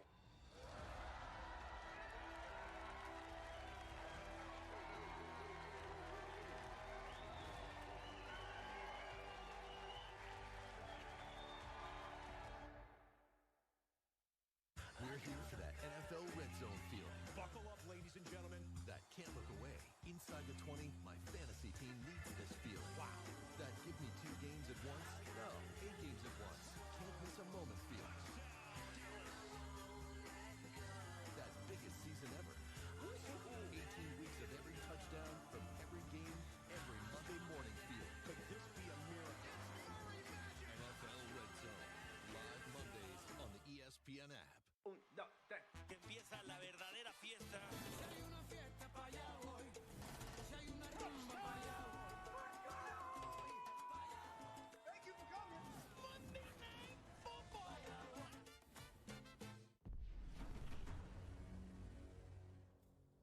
You know the crowd is ready. Woo! Woo! I think they're ready for more. Let's settle it. Look at the life that we relish. I'm telling it. I'm the star of the show and the regiment. Can't stop me, bro. Ain't no pedaling. Ain't no riding the wave. Staring right in your face. You know where I'm getting it. This ain't back in the days. Get ready. When you stay ready, let's go.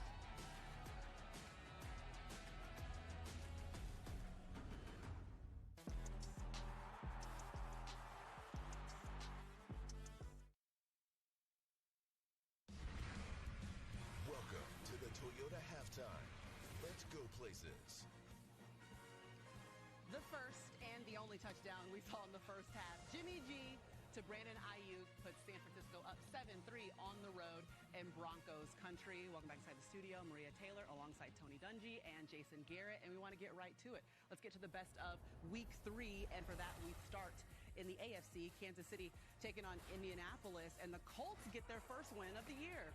The Colts bounce back after getting hammered down in Jacksonville. Matty Ice to Woods for the game winner. Kansas City had issues in special teams and down in the red zone. Yeah, Jelani Woods, the rookie, had 2 touchdowns. Buffalo taking on Miami. Game of the day, Coach. Yes, Miami defense on the field a lot. Josh Allen with a chance to win it right there. Came up with a bad throw. How about this? The Dolphins are the last undefeated team in the AFC. Baltimore taking on New England. Can anyone stop Lamar Jackson? Hey, the best compliment you give a guy is he leaps off the tape when you watch him.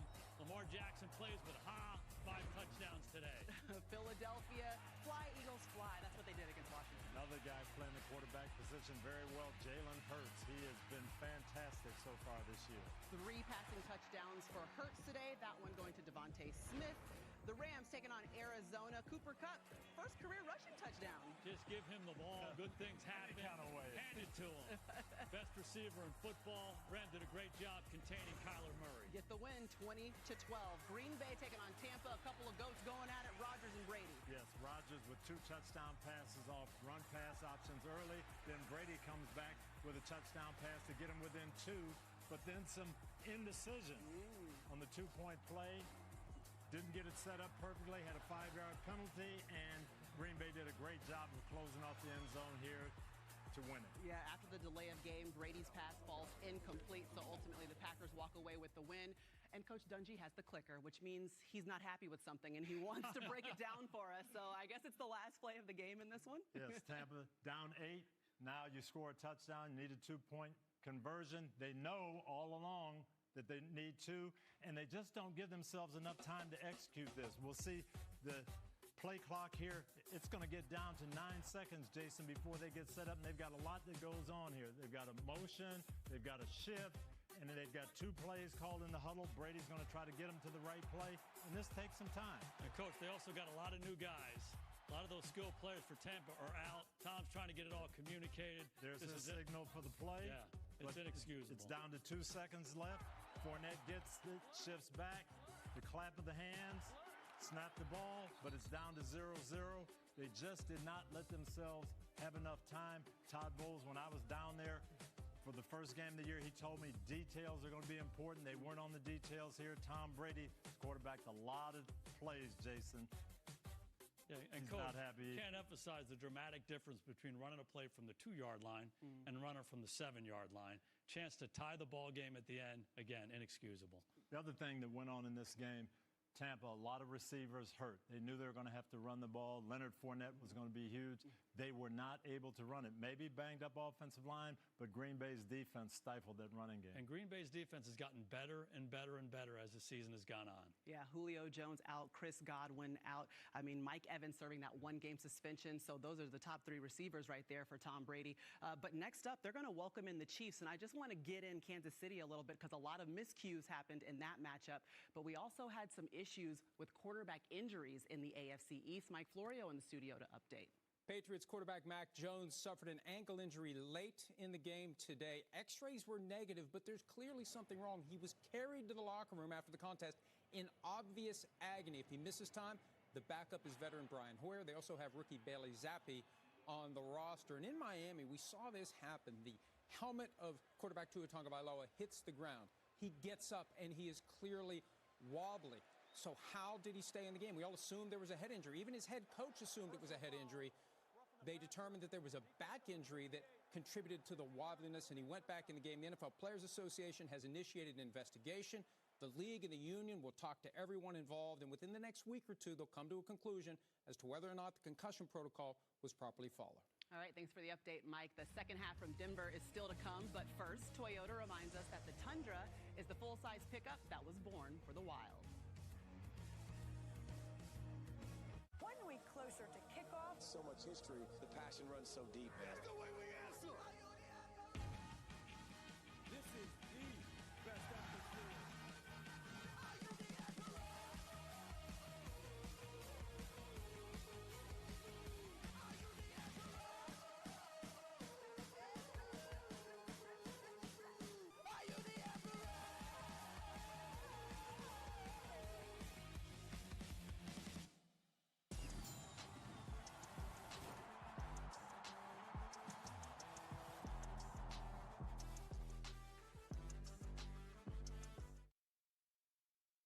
Mascot gets ready for game day on and off. You got to brush him, make sure he looks good for showtime. Yeah. It's all a part of today's show's Inside the Game series, and Al will have the full story tomorrow morning on Today here on NBC. Part of the story that's probably flooding Twitter right now is when the butt punt met the butt fumble. Check out Mark Sanchez tweeting after Thomas Morstead hits the butt punt.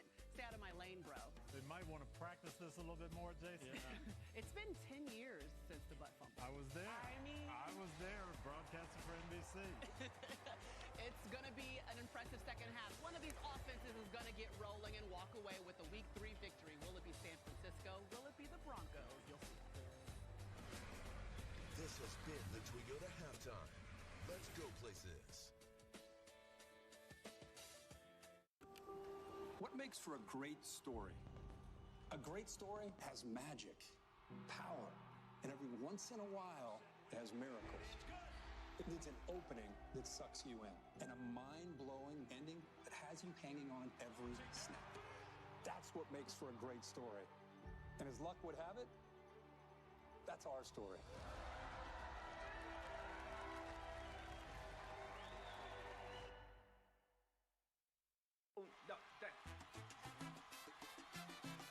Empieza la verdadera fiesta. Si hay una fiesta pa' allá voy. Si hay una rumba pa' allá voy. Que ya tú sabes cómo yo soy. Cuando me llamen pa' allá voy. Pa' allá voy. Pa' allá voy.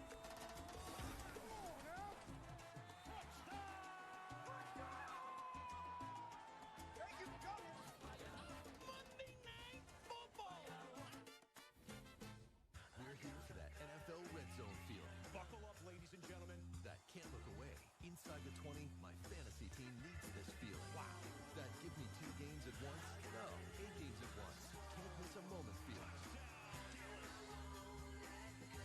That biggest season ever. 18 weeks of every touchdown from every game, every Monday morning field. Could this be a miracle? NFL Red Zone, live Mondays on the ESPN app. You know the crowd is ready.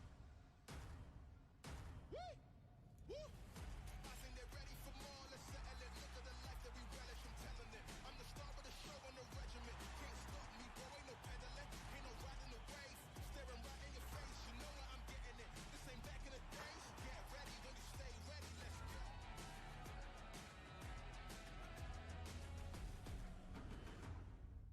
So the season about to tip off for these teams. Some of the biggest stars in the NBL are playing in this one. Will the Jack Jumpers bounce back from last year's finals loss?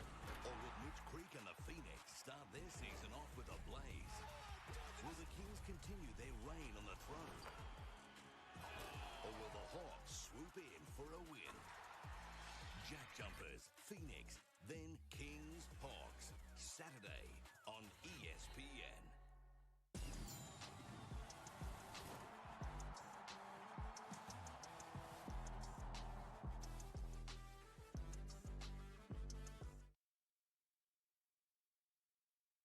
Tonight's first half highlights are brought to you by Chevrolet. What a glorious night in Denver. Another sellout crowd. Niners and Broncos on Sunday Night Football. Good run up the middle. Space and Wilton explodes through the secondary. Will throw to Ayuk inside touchdown. And San Francisco scores first. Come on. That was awesome. Wilson nowhere to escape. Chevrolet. EVs for everyone, everywhere. Defenses in Denver. Story in the first half. 7-3. 49ers on top. Broncos getting the ball. If you are fans of Corliss Waitman and Mitch Wisnowski, this has been your night. 10 points, 10 punts. Here's the quarterback comparison. Pretty similar stuff. Neither one has turned it over. Key sack that Wilson took in the second quarter, taking them out of field goal range. And the Broncos offense, that's now 10 quarters, 25 possessions, and just 2 touchdowns scored. Possession 26 coming up now. Mike Tirico, Chris Collinsworth, Melissa Stark. Here in Denver on a really terrific night. Weather is beautiful. Both teams 1-1. Robbie Gould kicks it off. No return. And a moment ago, Melissa Stark with the Broncos head coach. Nathaniel, just 3 points on the board. How do you get things going offensively? Yeah, we got to finish. You know, we had a couple good drives there, long extended drives, and the guys just got to keep on working and keep on finishing. What was your message at halftime? Play together. The defense is doing a great job, and offense just has to now pull their part, and special teams doing a great job. We just got to keep moving the ball and get down in the red zone. Thanks, Coach. Thank you. All right, Melissa, thank you. Chris, be interested to see where they go. Take a deep shot here at some point in this second half with Russell Wilson, who's excelled through his career with those long balls. First run will be a gain of 4 yards for Javonte Williams to the 29. Yeah, let's talk about that, though, because the 49ers don't give you many opportunities. So what happened there? The couple of plays they did get those one-on-ones on the outside was a result of they broke some runs. Okay. And so they bring Hufanga down, and all of a sudden now you've got the one-on-one on the outside. But I think that when you get those rare opportunities against this defense, you just have to take that shot. You've got a big receiver in Cortland Sutton, and you've got arguably the best deep ball thrower in the game. Wilson, that's tangled up there, and that might be a down. trip. Yeah. Let's see. That's Bosa coming flying in there. Nick Bosa is going to join the conversation here. Okwebon, the tight end, was coming out. Bosa was streaming towards Wilson, who was trying to get to the outside to throw it. What did you see? What happened? Let's get another peek at it. Well, it looked like Wilson was going to get outside, and then legs tangled or a trip. You decide. That looks like a trip. Terry? There is no foul for tripping. The contact was ruled incidental. It's third down. And incidentally, it was a trip. We'll bring in Terry McCauley for his opinion. First, the rule here, Terry. He clearly lifts the leg, which is illegal to obstruct an opponent, even the runner. I'm surprised they picked this up. This is tripping. It looks intentional to me to obstruct the runner. And can I just pick apart your sentence there? He lifted his legs. That's something you're looking for there as you're watching? Yeah, if he could have had the foot on the ground, it would have been perfectly legal. But when he picks it up, lifts it up like that, and obstructs the runner, that's a foul. Thanks, Terry. Officially a sack. It's 3rd and 14. Wilson throws it through a lot of traffic, incomplete. Fred Warner was there. Javonte Williams wasn't going to go anywhere, even if he did catch it. And a not pretty 3 and out with a little help from the Bosa trip. But, I mean, let's be honest here. That drive would have been extended with a 15-yard penalty, and instead they give up a sack, a little shot to the head. So not entirely the Broncos' fault here. It goes down as a 3 and out. Corliss Waitman to kick again.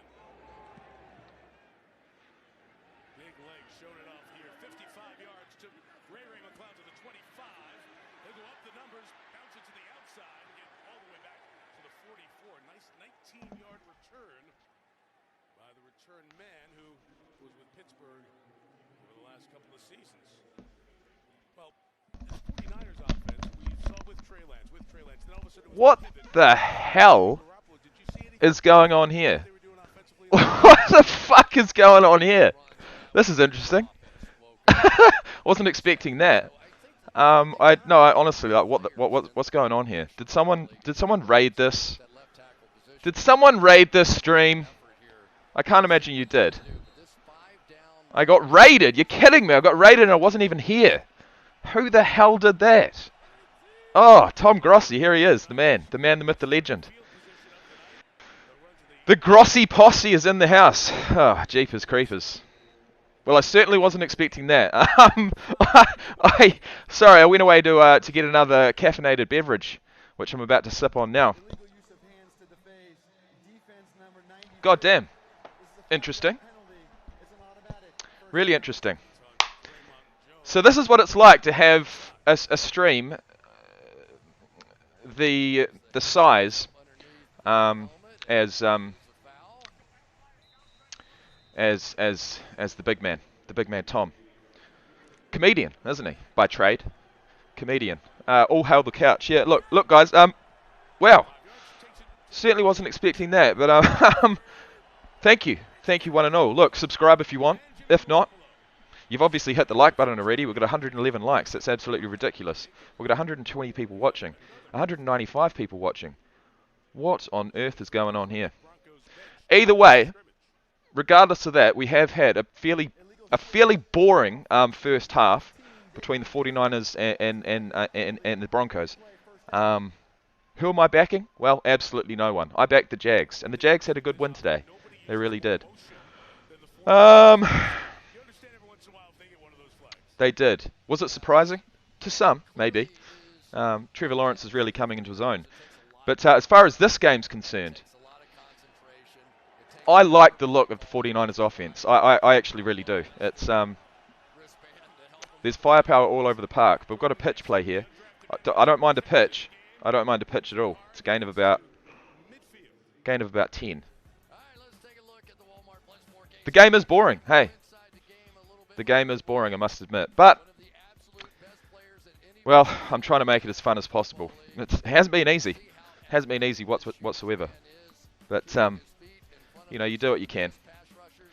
It honestly seems as if people were more interested in the couch than me. So maybe, you know, with that being said, Year 13, still elite at age 34. Some of his numbers tonight, first team All-Pro.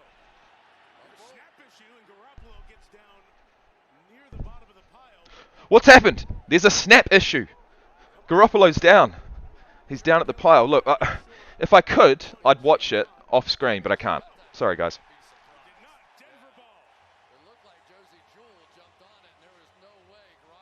Yeah, that was amazing. That was absolutely amazing. I had no idea that all of you people were watching, so I really appreciate that. Appreciate anyone who does stick around.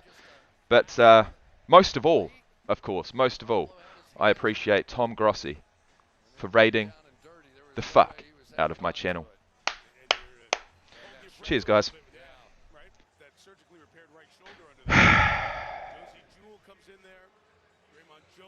Cheers. And it looks as if most have gone. How did he? I mean, I've only been raided by the big man Tom once before, but it was on my other channel. So to actually have it happen on this channel is just something else. It's just something else. It shocked me too, Noah. It shocked me too. Alley Cat, Emily, what's up? Emily's sticking around. Why do you have a Broncos hat if you like the Jags? Well, I was lucky enough to receive this hat from a subscriber, actually. Not only did I receive the hat, I also received a flag, and I also received a nice pair of pajama pants, which I'm not sporting right now, but if the Broncos go up, I'll get them out. I'll chuck them on. Oh, Wilson's sacked. Sacked in the backfield. Look, Kevin Givens has given, no pun intended, a sack. Or has been given a sack. That's interesting. Yeah, so look, speaking of today's results, speaking of this weekend's results, surprising or not, Tampa Bay unfortunately lost, which is unfortunate. You know, the Tampa Bay would have to be the second team on my list as far as the ones that I'm supporting. But look, I've been a Jags fan for about 5 years, and being that they're 2-1, being that they just beat the Chargers 38 points to 10, they're looking as good, if not better, than they ever have done this, in the time that I've been following them. So that's exciting, if nothing else. Thank you, Bud Life. Have a fantastic day yourself. Angel's here for the couch. What happened? What on earth just happened? I don't know. I don't know. Maybe Tom saw the couch and thought, I don't know what he thought, but I appreciate it. He's got quite the fan base, quite the loyal fan base, and I really admire that. I do. He puts in the work. He pumps out a shitload of content, and he deserves it. He's well on the way to 500,000 subs. So I just want to say best of luck to my man Tom, and hey, if you ever want to raid the channel again, please do.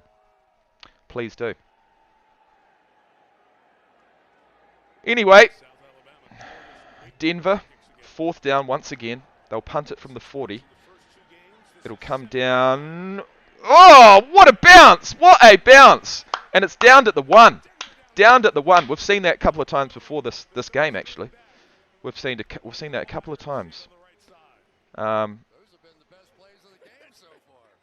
they certainly have. Not quite sure who that commentator is. Everyone gives him shit. But I tell you what, the punts have literally been the most exciting plays of the game. Certainly the most, I wouldn't say most exciting, but they've been the most productive plays of the game. Which is interesting. For me, being that Mitch Wishnowsky is actually from Australia. I'm not from Australia, but I am down under. I'm in New Zealand. And if you don't know where New Zealand is, then you didn't listen in geography class. Alright? It's not part of Australia. Dad Paul says, beautiful couch, beautiful accent. Cheers, mate. Ali says, hopefully the second half will be more exciting. Yeah. Night, y'all. Take a look back at your comments. I'll be back. No, there was too many. Honestly, I don't know how. No wonder a guy like Tom only really has the time to reply to super chats, and super chats he gets. In fact, I'm just amazed. I'm absolutely amazed with the amount of money he must be making through his YouTube. He must be rolling in it, seriously. Somewhat. But yeah, so I've watched a few of his podcasts. Might be a couple of thousand people watching, and it's overwhelming. It's completely overwhelming. And I'm not surprised that the only chats he can actually get back to are the super chats. And he does. He does very well, actually. So, respect. And let's hope for a more interesting second half. That's all I can say. Do I have Vegemite? Nah, it's Marmite over here, mate. Don't even talk to me about Vegemite. In fact, Marmite's not the best. You've got to have a lot of butter, a small slither of Marmite, and that's about it. Angel says Jags are turning the page. Well, you'd hope so. You would hope so. Bubby says NZ gang. You're not from New Zealand, are you? I see you streamed Missouri Tigers versus Auburn Tigers. I am a Missouri Tigers fan. That's absolutely fantastic, John. Maybe you can stick around. Maybe you could even hit the subscribe button. Couldn't guarantee which games or where or when I will live stream, but I'll be live streaming some. His wife divorced him for quitting his job and betting on YouTube. Jeez, I don't want to get too far into that. That's serious. Have you ever played a game called Peggle? No, I haven't. Right now, Tom has 2.3 thousand watching. Oh my lord. And how many super chats currently on the board? I've suggested to him that he should interview you to see how you got into American football. Now that'll be something else. What is the difference? I'd be willing to try it. Don't try it. Don't try it. Butter by itself is actually better than butter and Vegemite. So just keep it to toast and butter, honestly. Oh, here we go. Jimmy G goes deep in his... You got to throw it away. Oh, it's an interception and it's a tutty. It's a pick six. Have a look at that. Oh, Chubb, Nick's Chubb earned his money tonight. That is... He had to get it away. He had to throw it away. Jimmy G got camped deep in his end zone, but unfortunately, he couldn't quite make it to the sideline. And it's a tutty. And Trent Williams is down. And when the big silverback gorilla goes down,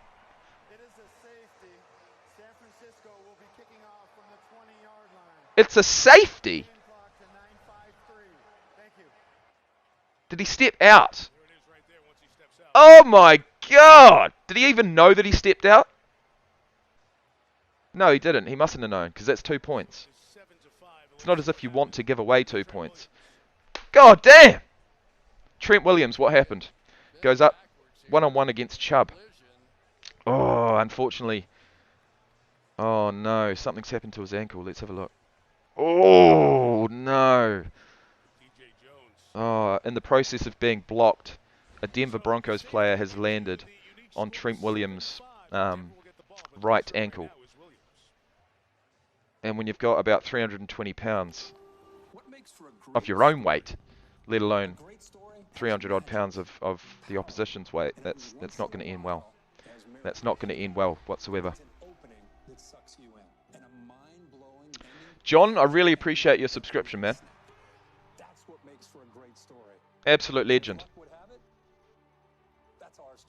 Absolute legend. Let me go and have a look at Tom's page. Let me go and have a look. In fact, let me look back at the chat. Just to... Oh no, I can't. Not on here anyway. Let me go to Tom's page. See what's happening over there. Is he live? He is live. Live play-by-play and reaction. Alright, so he's doing the same thing as me. Interesting. Holy motherfucking shit. Look at those super chats. Don't you just love it? I know he does. There he is. The big man. The man, the myth, the legend. The biggest Packers fan on YouTube, I'd say. Seems to be doing a live stream with, well, he's eating something at the moment, but he's doing a live stream with Broncos fan, I assume, which is which certainly makes it interesting, right? A fan from either team doing a wee play-by-play and reaction together. I like it. I like it, but we'll stick to my one for now. Look, he might have 3,000 viewers. I've got 18. But you got to start somewhere. You got to start somewhere, and today was a good start. Either way, night, Trey. Have a good rest of your night.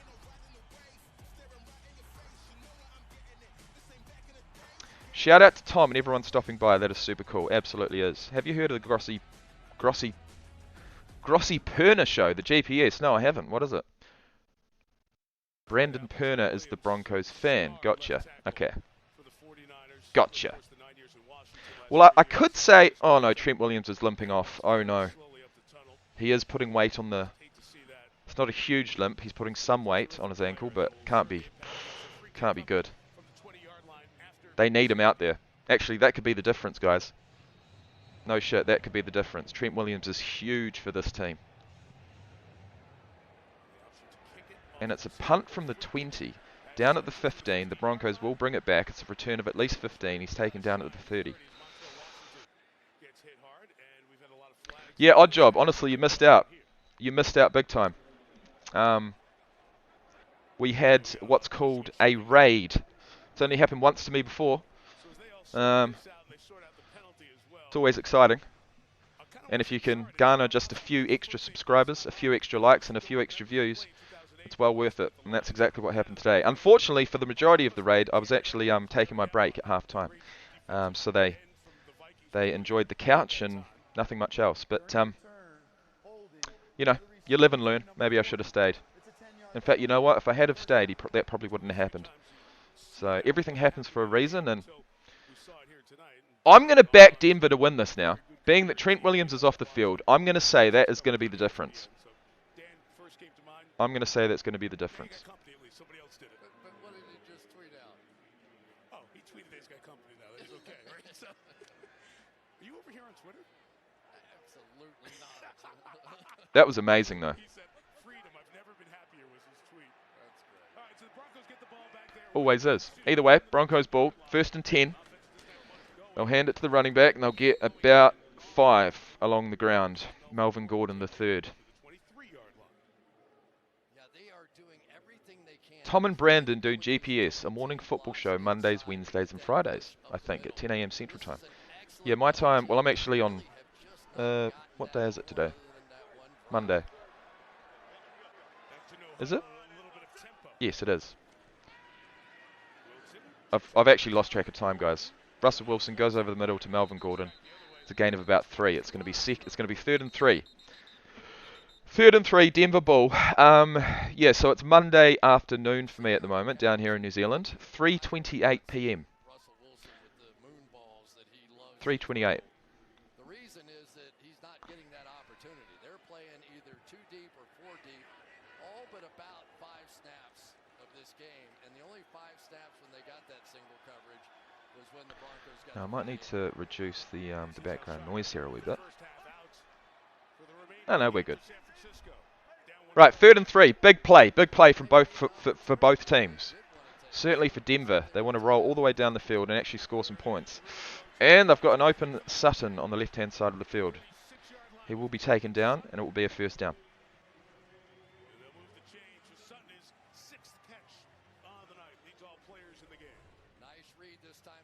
Let's have a wee look at this. He was pretty damn open. I'm not quite sure why. Oh no, it's a curl route.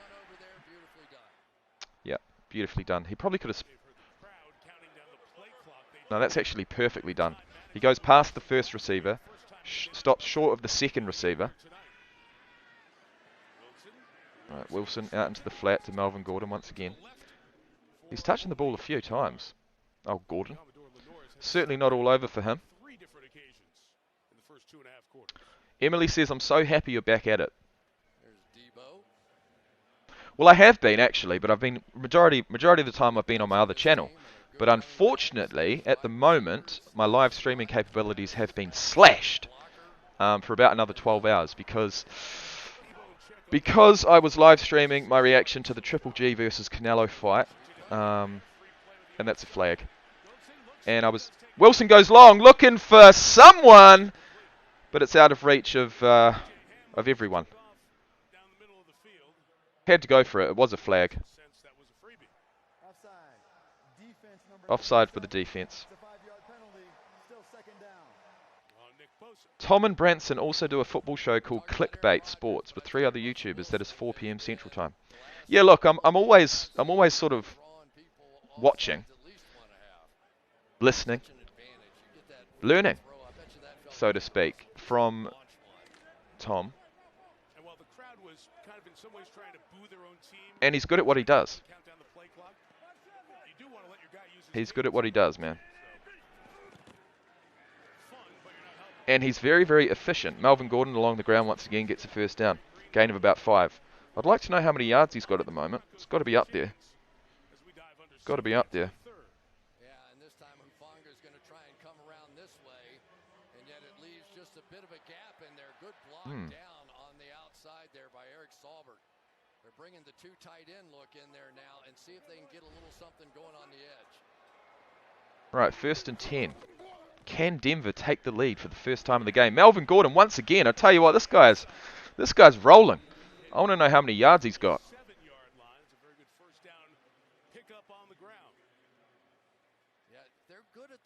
He's got to be tired though. He has to be gassed right now.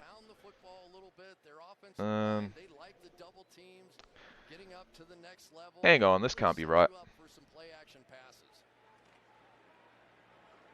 7 carries for 16 yards.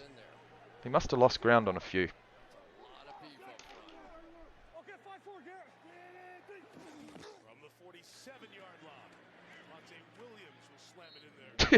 All hail the couch. That's fucking funny, man. Even Tom was in the chat. He had a look.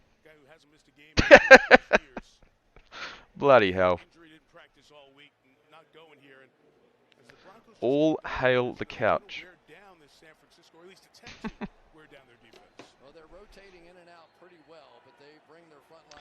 Right, another big play. 3rd and 3. What do? I say a curl route.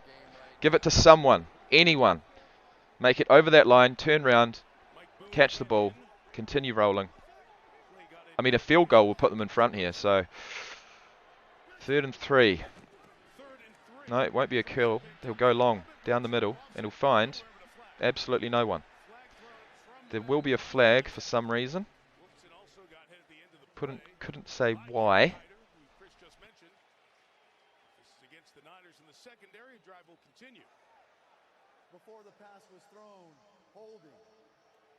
Holding defense before the pass was thrown. Going to be an automatic first down at the point of the foul. No good. I need Sutton and Kittle in fantasy. I'm down by 4 points. I reckon it's likely. It's likely. Sutton's been fairly productive. Kittle, a couple of catches here and there. Nothing crazy. Oh, see, I think Denver honestly has the... there's a bit of a shift in momentum here. Not that there's been too much momentum. I mean, it's 7 points to 5, bloody halfway through the 3rd quarter. But still, there is a shift in momentum. I feel it. I feel like the passing game of Denver just hasn't really produced a lot. So they're going along the ground for the majority of the plays at the moment. But I feel like that's only 2 that then open up the passing game once again. We'll see. They do take it along the ground, and it's a gain of about 1. 3rd and 3. 3rd and 3. Kyle Shanahan thinks he has the best group of linebackers in football. Of course, with Alshire out, a little bit different, but we really haven't seen Fred Warner make one of his sort of signature plays yet, you know? And one way to keep from that is just keep trying to pound it down there and let those offensive linemen get a push. Right. What happens here, guys? 3rd and 4. 3rd and 4. What happens? Russell rolls out. Finds an open receiver, but he can't. An open Jerry Jeudy to the right-hand side, but he can't take it. It's going to be 4th and 4. It's going to be 4th and 4, and they're not even within field goal range. That's a big miss right there, Mike. Actually, they may be. Just. No, they will be. They'll go for it. And in one of the most low-scoring and boring, effectively, games the entire year, Denver do have an opportunity to go up by 1 point with a successful field goal. Emily says, are the Jags the team to beat in the AFC South? Not quite yet. Not quite yet. Brandon McManus with a 53-yard field goal attempt after nailing one from 55 earlier in the match. This one goes to the right. And unfortunately, I mean, anything 50 plus is no guarantee. But, yeah, they could rue that. And they could certainly...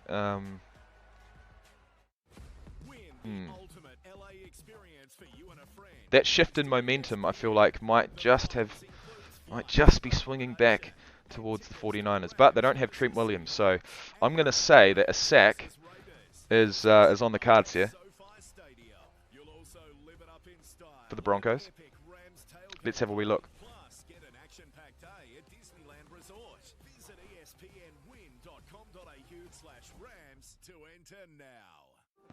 A great story has magic, power, and every once in a while, it has miracles. As luck would have it, that's our story.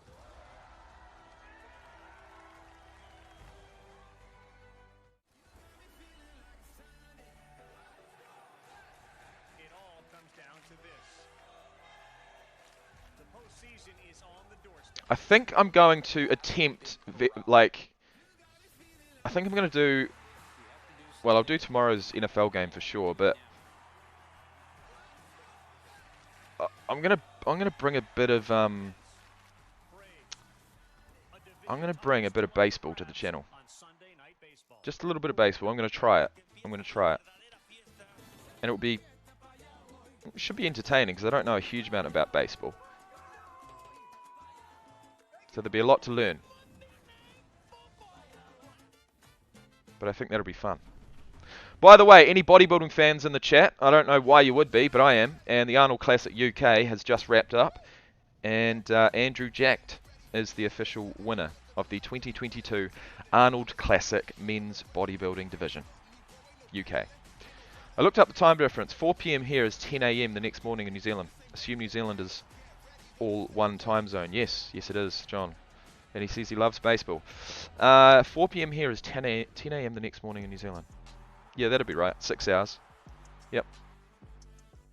This broadcast is copyrighted by NFL. Crazy, isn't it? Private use of our audience. Any other use of this broadcast or any pictures, descriptions, or accounts of the game. The point spread is on point. 49ers are favoured by 1.5 points, and they're winning by 2 points. There you go. There you go. I wonder what the over and under odds were, because I'm assuming under would have been the right bet. I'm not a huge betting man. I don't mind a couple of parlays, a couple of multi bets when and if I do. But yeah, I wouldn't mind knowing the over and unders for this game. Oh, nice run. Nice run by Jeff Wilson for the 49ers. Out to the right-hand side, breaks a couple of tackles. It's a gain of about 20 along the ground. 1st and 10. Yeah, let's have a look at this. Yeah, great run by Wilson. Just a slither of daylight, and he took it. Vegas consensus has it at 45.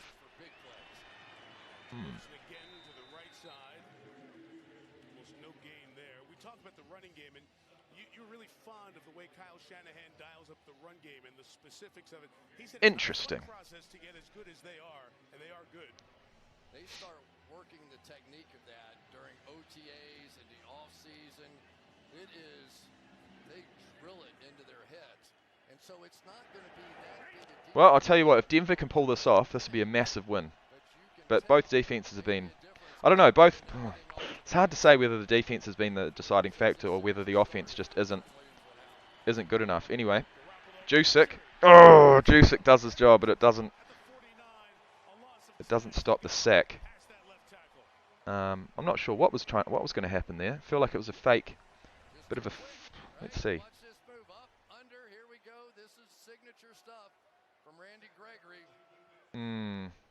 Oh, that's what happens when you take your left tackle off. Am I right?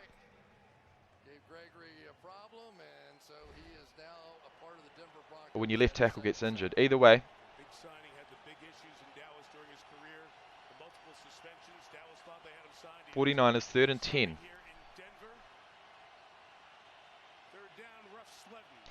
Just inside the Denver Broncos half. Garoppolo drops back about 10 yards, fires, but unfortunately it's just short of the crossing receiver.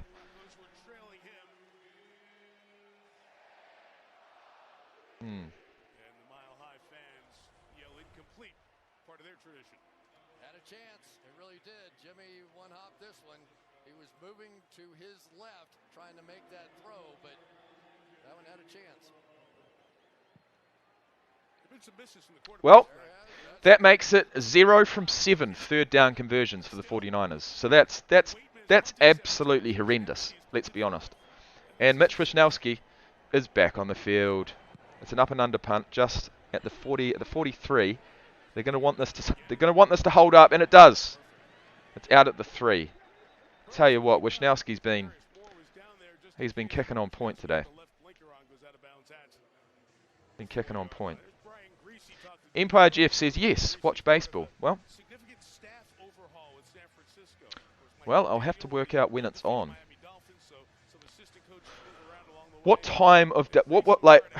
Well, give me a quick rundown on when baseball is on. What time of day? What days of the week? Yeah.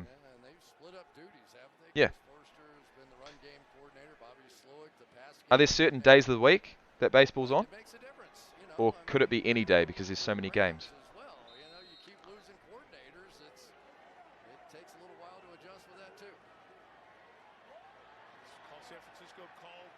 All right, here we go. Denver once again camped deep in their own half. Russell Wilson stays alive, fires, and ew, that could have been a tipped to an interception. I don't even think we've had one interception today. Baseball is every day. You're kidding.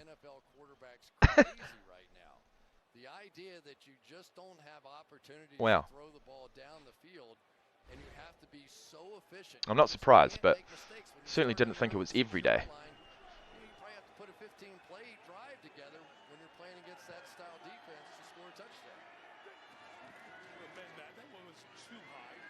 When in doubt, give it to Gordon. Oh no! It's a fumble. Thank God Russell Wilson was still there. And he's jumped on it. He's recovered the fumble. But it is a third down, and they haven't made any yards whatsoever. Oh no, that's... Oh, almost recovered by the 49ers there, but good old Russ was just there in time.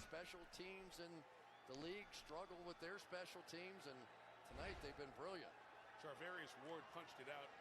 Melvin Gordon's last 11 fumbles were turnovers, so he breaks that streak. All right, 3rd and 13, 3 yards out. What do they do? Someone needs to catch it. Oh! Look, I'm going to try not to swear, but man, you got to catch those. You got to catch those.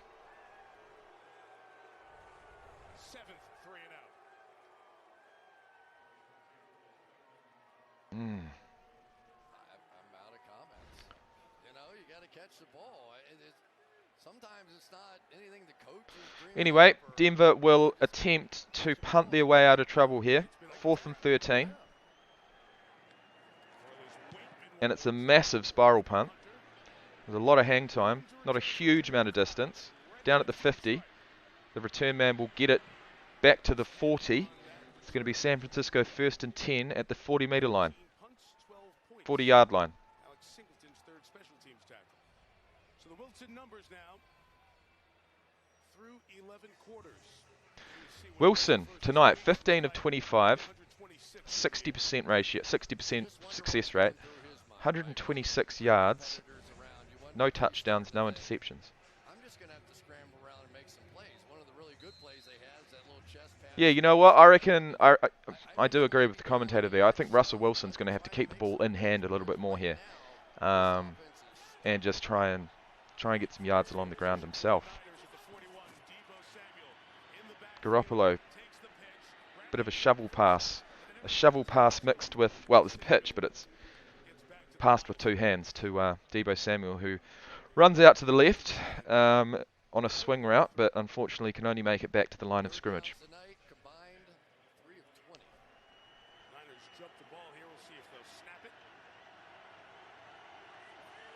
Kittle motions to the right.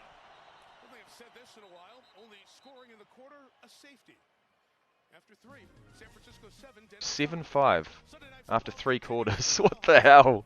What is going on here? This reminds me of the Rams versus the was it the Rams versus the Patriots in the 2019 Super Bowl? Wasn't it like 11 points to 3 or something? Or am I 13 points to 3? Am I completely off there? Because when I think about low-scoring games, that one always comes to mind. Maybe I'm off. I don't know.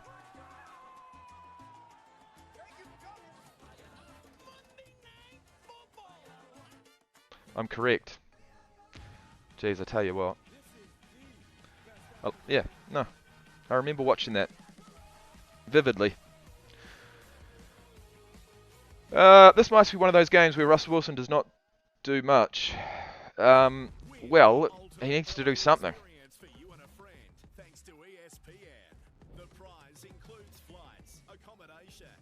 He needs to do something and do it pretty damn quick.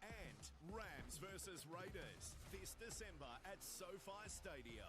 You'll also live it up in style at an epic Rams tailgate party. Plus, get an action-packed day at Disneyland Resort. Visit espnwin.com.au/Rams to enter now. It all comes down to this. The postseason is on the doorstep. This may be the Australian ads just hit harder. Yeah, these are the Australian / New Zealand ESPN based ads. And I tell you what, they're offering a pretty epic prize pack to Rams fans at the moment. You get your flights paid for, obviously, from Australia to LA. You go to 2 Rams home games. You go to a Rams tailgate party, and then you get a trip to Disneyland. This ESPN telecast is presented by TA. Now that is something else. That'll be worth 10 grand for sure. Well, maybe 6. Depends on how much spending money they give you. Because if they don't give you any, then that's rude. But that is one competition that I'd actually want to enter, because yeah, either way, a packed house, Broncos Stadium. A packed house. Looks amazing. And it is indeed the 4th quarter. 2nd and 10, San Francisco. Deebo Samuel out to the right, bottom of your screen. He wants it, but he's not available. Oh, do you know what he did? He took... Oh, what? That's not a catch, unfortunately. It was a long floater to Jennings down the right-hand side, but it was called out, unfortunately. But what happened there was Deebo Samuel certainly took the attention of a couple of defenders there. And so that allowed number 15 to get open. But what happened? What happened? What are they saying? That should have been a catch, surely. What are they saying? It wasn't. Well, he juggled it a wee bit, but he did maintain the catch. Oh well. 3rd and 10. Broncos. Wilson.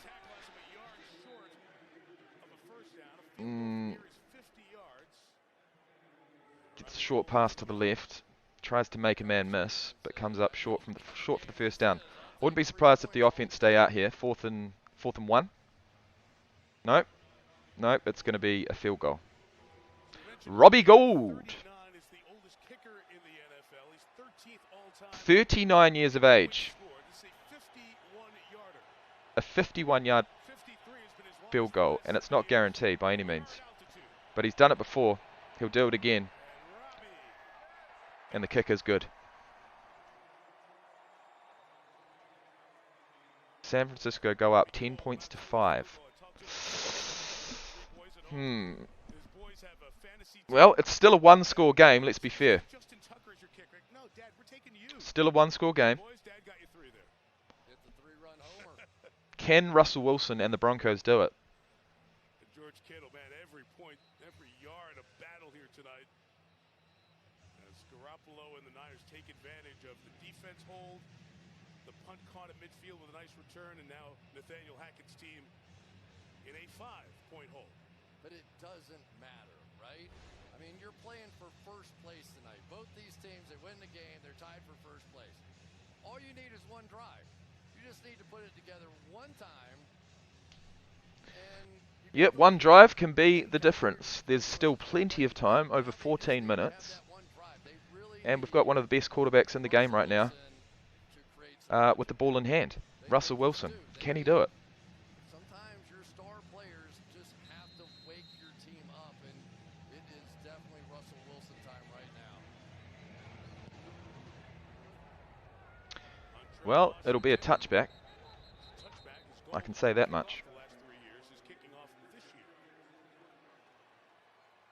So the possession chart wasn't pretty in the first half. It continues to be that way here in the second half for Denver. This will be their 30th offensive possession of this young season, and they've got 2 touchdowns to show for it. Well, the other part of this is that the 49ers have really fixed their cornerback slot, at least to their belief. Right, who wants it? I say go along the ground, first off. Yeah, you got Melvin Gordon. No, sorry, that's not Gordon, that's Williams, I believe. They'll give it to him. He'll get a gain of 3. Do that 3 times. You've almost got a first down. Let's go, boys. Yeah, Ridgeway coming over from the Philadelphia Eagles, and he's stepping into big shoes with Eric Armstead not playing in there. But now this is going to really come down to if they can take away the running game of the Denver Broncos, can the Broncos put together anything in the passing game?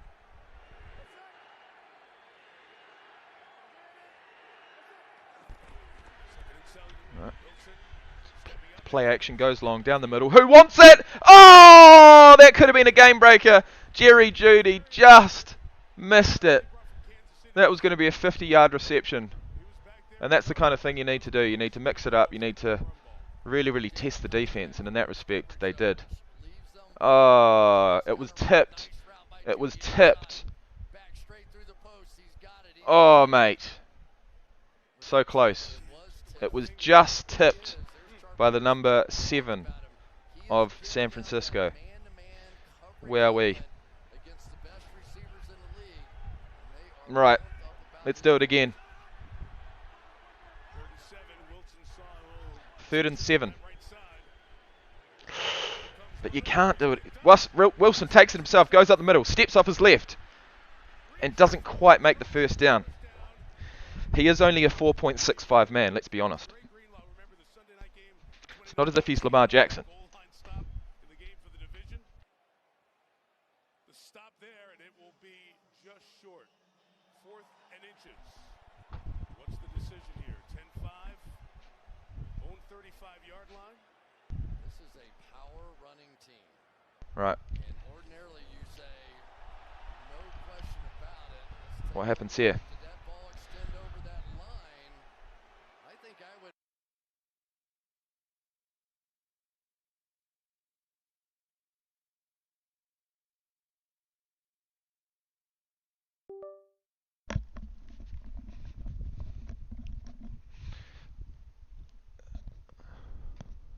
Shit.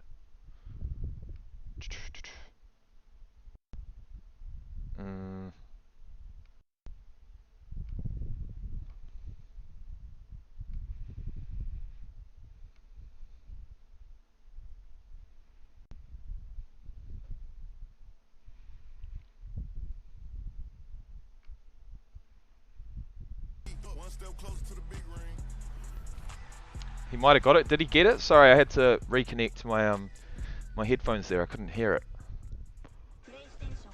What's happened? What makes for a great story?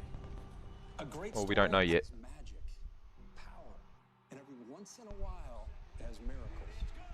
It needs an opening that sucks you in, and a mind-blowing. Still waiting. Okay, cheers. Cheers, mate. Thanks for that. That's what makes for a great story. Would have it? That's our story.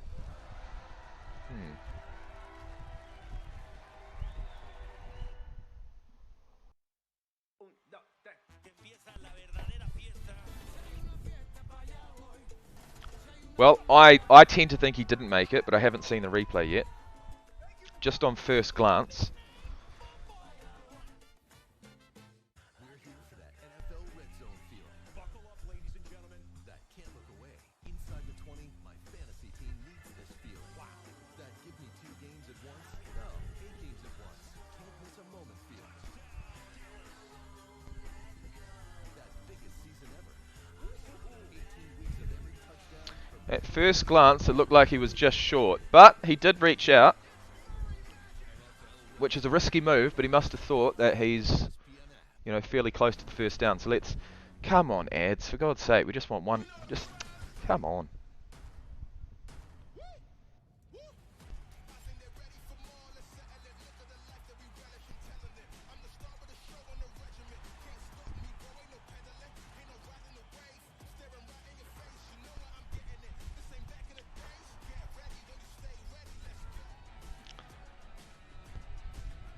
Oh, Empire, you just ruined it.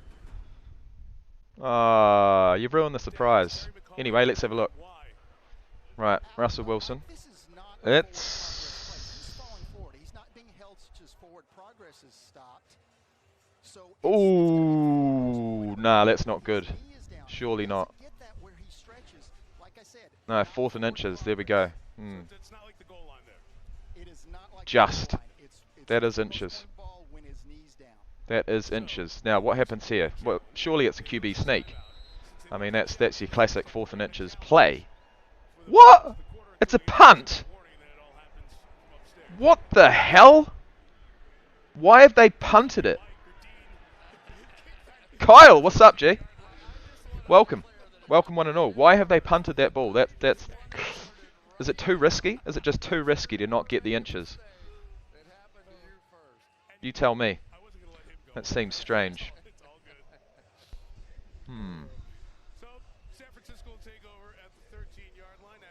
Interesting. Interesting call, that. I don't know who made it, but I'd be questioning it. Would have been too exciting to go for it. Yeah, good call. Way too exciting for this game. Anyway, 12.5 minutes to go. Plenty of time. Jusic is out to the left. He wants it. He'll look for it, and he'll catch it.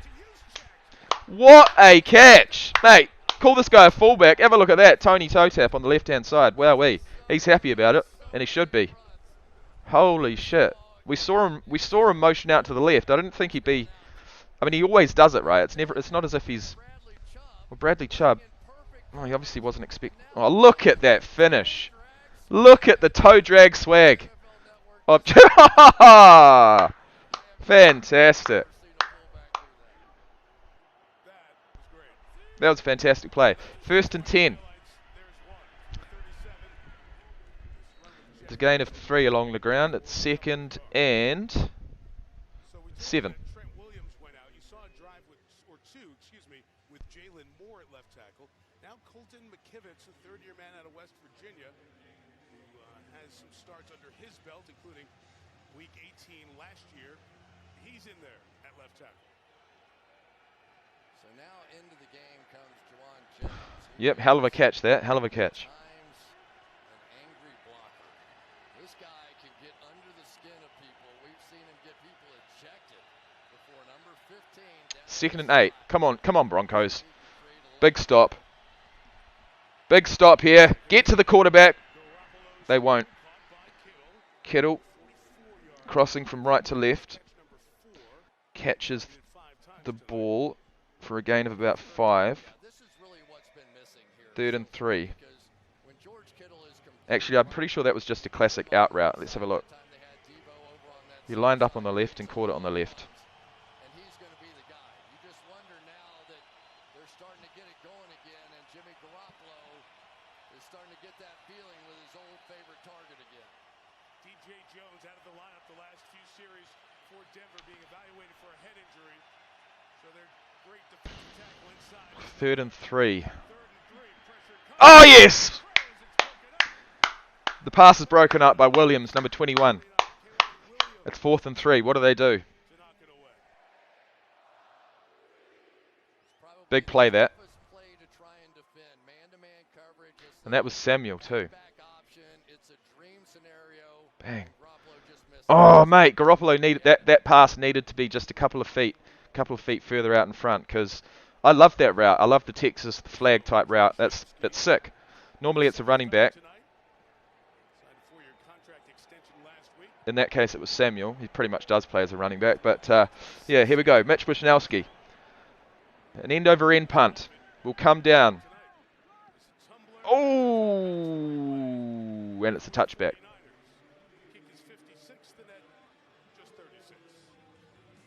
First start of the year for Jimmy Garoppolo. Hasn't been pretty. 14 of 23. 1 week closer to kickoff. So much history. The passion runs so deep, man.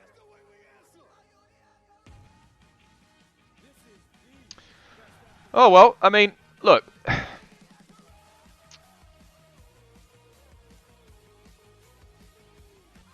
I'm not going to say that...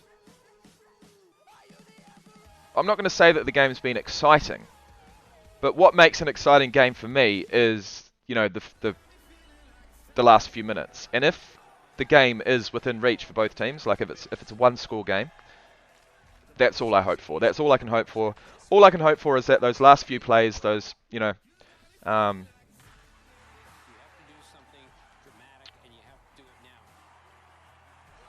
all I hope for in a game is that it's what we call a nail biter. It's close enough for either team to win on the night, and we've got that. We've got that at the moment. So I guess it doesn't matter. Doesn't really matter what's happened in the first 3 quarters. It comes down to this. And it comes down to what Russell Wilson can do. Can he get his team around him? Well, let's see. Let's see.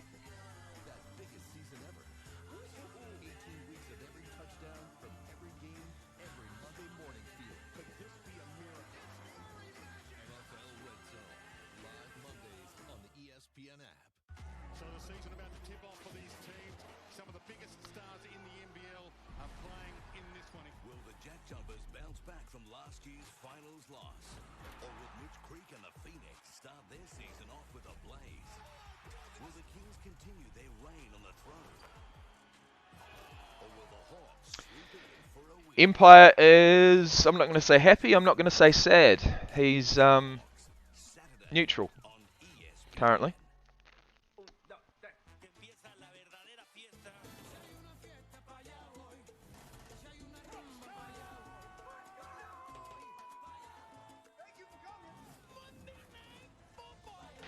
Monday Night Football is actually Tuesday morning football for me, but yeah. Right.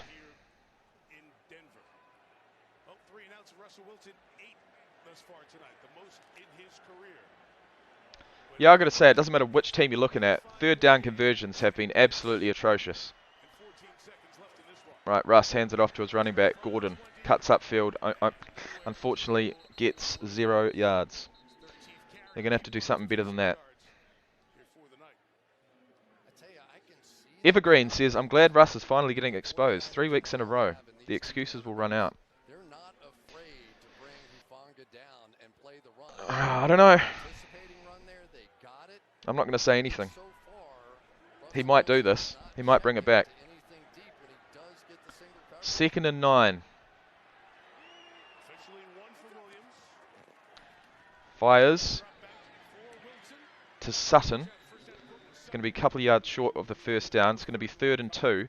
And look, if their third down conversion success is,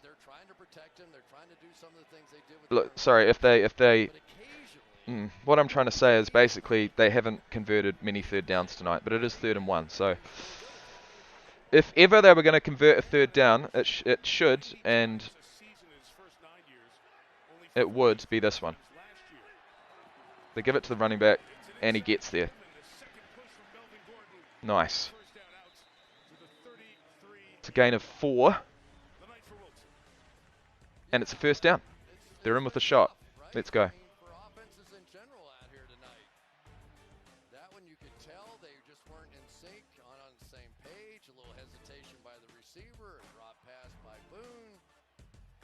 Right down the list. That's what it's looked like tonight.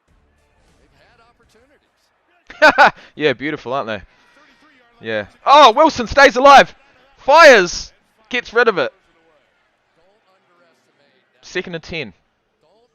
The difference in that play, not taking that sack, because every time they've had a negative play, they've been punting. This time, great move there by Bose. He's so good. But comes out of that, stays on his feet, and yeah, way to stay alive. Gets rid of it. 2nd and 10. Here we go. Come on. Do something.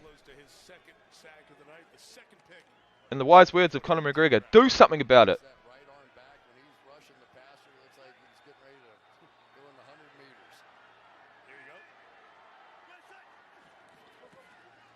Wilson over the middle. Oh, come on, man. That pass needs to be better.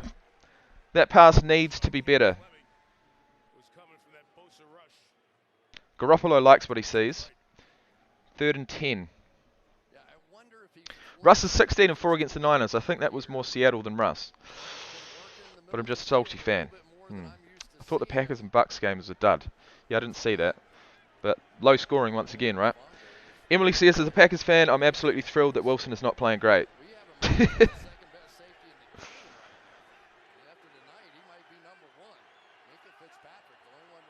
Come on, man. Sutton. Sutton wants it. Oh, come on, Russ. Stay alive. He fires. Who wants it? Oh, it's a completed catch.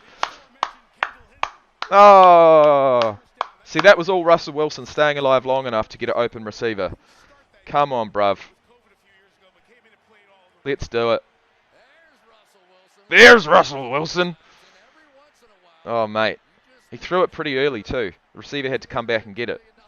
But there you go. A gain of 27. 1st and 10 at the 40. Yep, Gordon wants it. Out in the flat. He'll get a gain of about 4. 2nd and 6. Interesting. Was he that way and that good in Kansas City? Yeah, he was under a lot of pressure there. They had, he gave up some plays because they did play so much man-to-man coverage. San Francisco didn't have anybody that they trusted to do it. Sutton's up there at the top, either looking for attention or trying to figure out what the play call is. Sutton's there. No, they'll give it to the running back. Once again, it was a fumble. Oh! No, he recovered it. Oh, Gordon fumbles, recovers. Literally looked like he bloody bounced the ball to himself. That has got to be the most fortuitous bounce of the ball after a fumble I have ever seen. Have a look at that. Right back up into his hands. Jesus. 3rd and 6. 3rd and 6. They need a touchdown. They need a tutty. There's a lot of receivers bunched in there.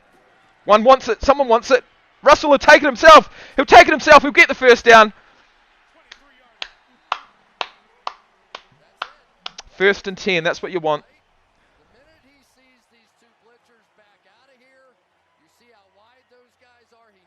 Number 1 was crossing. It was looking good, but it was no guarantee. Oh, come on, Russ.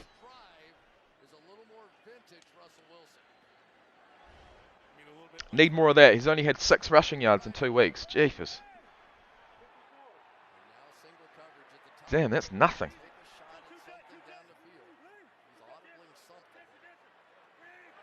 First and 10. He fires to his right-hand side. Oh, it's a fantastic catch by Sutton. Stays alive, down at the 5. That rhymes, and I didn't even try. I'm a poet, and I didn't even know it. Look at this. Sutton turns just at the right time. Look at this. Bang! See, the ball was actually already thrown before he turned. So that was... Look, there haven't been too many good passes tonight, and in fact, you know what?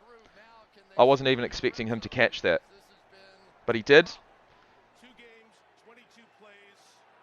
And it's first and goal. Here we go. Who wants it? Ooh, they'll give it to the running back. They'll see what he can do. He'll get... Oh, stay low! Down at the 1. Down at the 1. Fantastic run there, but down at the 1. And once again, I'm a poet and I didn't know it. Down at the 1.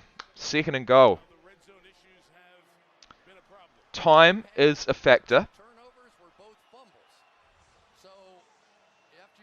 4:30. 20 seconds on the play clock. Second and goal.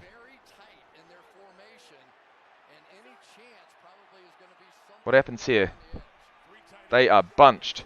They'll give it to their running back, and he's in! He's in! Russell Wilson leads the drive. Leads the drive, puts the team on his back, and Gordon, deservedly so, gets the go-ahead touchdown. 12 plays, 80 yards for a touchdown.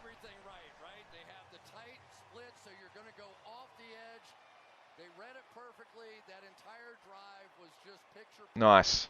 And it was Russell Wilson being Russell Wilson. That's the first time really we've seen that, at least so far here tonight. Well, you can't talk too much shit about Wilson after that. They are going to go for 2. They are going to go for 2, which is probably a decent option.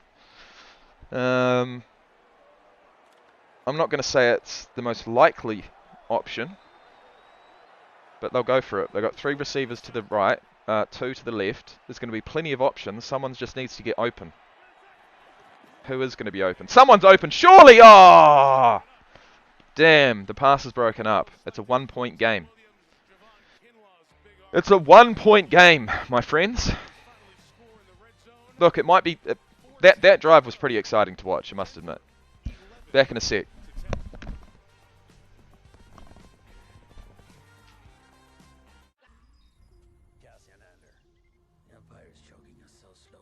Wouldn't you rather give it all to something real?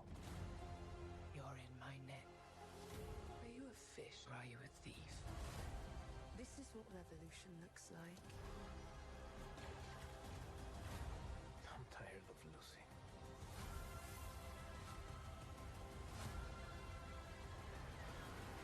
And/or now streaming only on Disney+. What makes for a great story? A great story has magic, power, and every once in a while, it has miracles.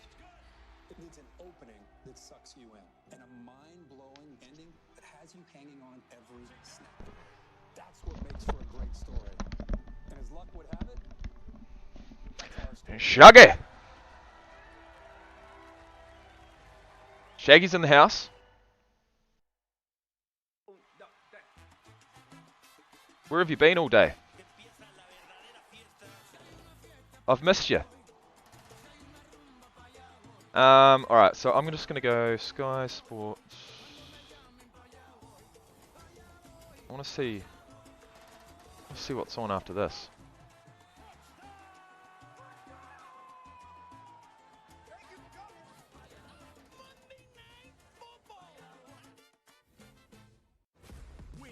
Ultimate LA experience for you and a friend, thanks to ESPN.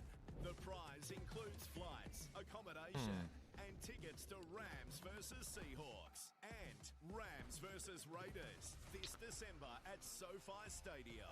You'll also live it up in style at an epic Rams tailgate party. Plus, get an action-packed day at Disneyland Resort. Visit espnwin.com.au/Rams to enter now. What the hell is Korea Open? Oh, ATP. Just having a look what's on, because I'm kind of enjoying this. The history of the 49ers and the Broncos, certainly Super Bowl 24, Joe Montana's fourth beat Elway and the Broncos. Either way, we're in for an interesting, might not be high scoring, but it's certainly going to be interesting end to the game. I'm assuming they probably want a touchback, and that's what they will get. San Francisco ball. 1st and 10 at the 25.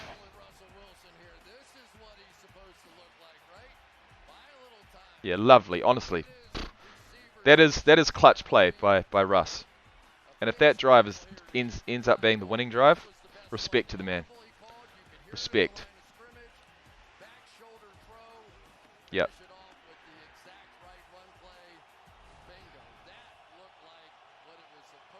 Right, 1st and 10. Clock is, well, oh, it's a successful throw to Jeff Wilson, crossing from left to right, down. Oh no, it was a curl route, but then he started going to the right.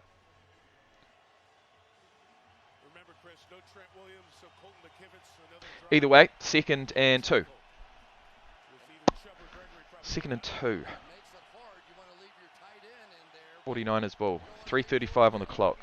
They need a first. Oh! That could have been an interception. It was tipped. It was just off the outstretched fingers of Deebo Samuel. And it's going to be 3rd and 3.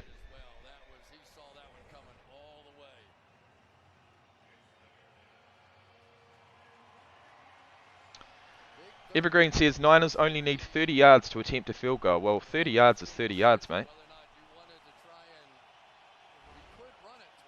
Who's going to get those 30 yards? I say give it to Deebo Samuel. You need 3 yards. Literally, San Francisco are 0 from 9 on 3rd down conversions.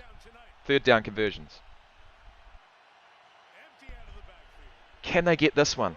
Oh, yes, they can! Oh my God, their first 3rd down conversion of the night brings them to 1 of 10, and they do it when it matters most. Let's be honest, they do it when it matters most.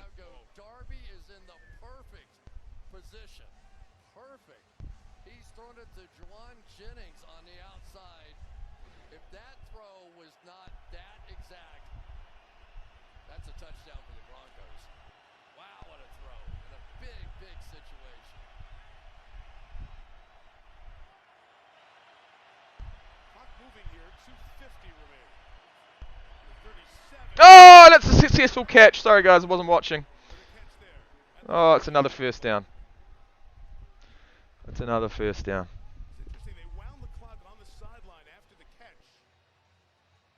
No, they're doing everything they need to. San Francisco are doing everything they need to give themselves a shot here.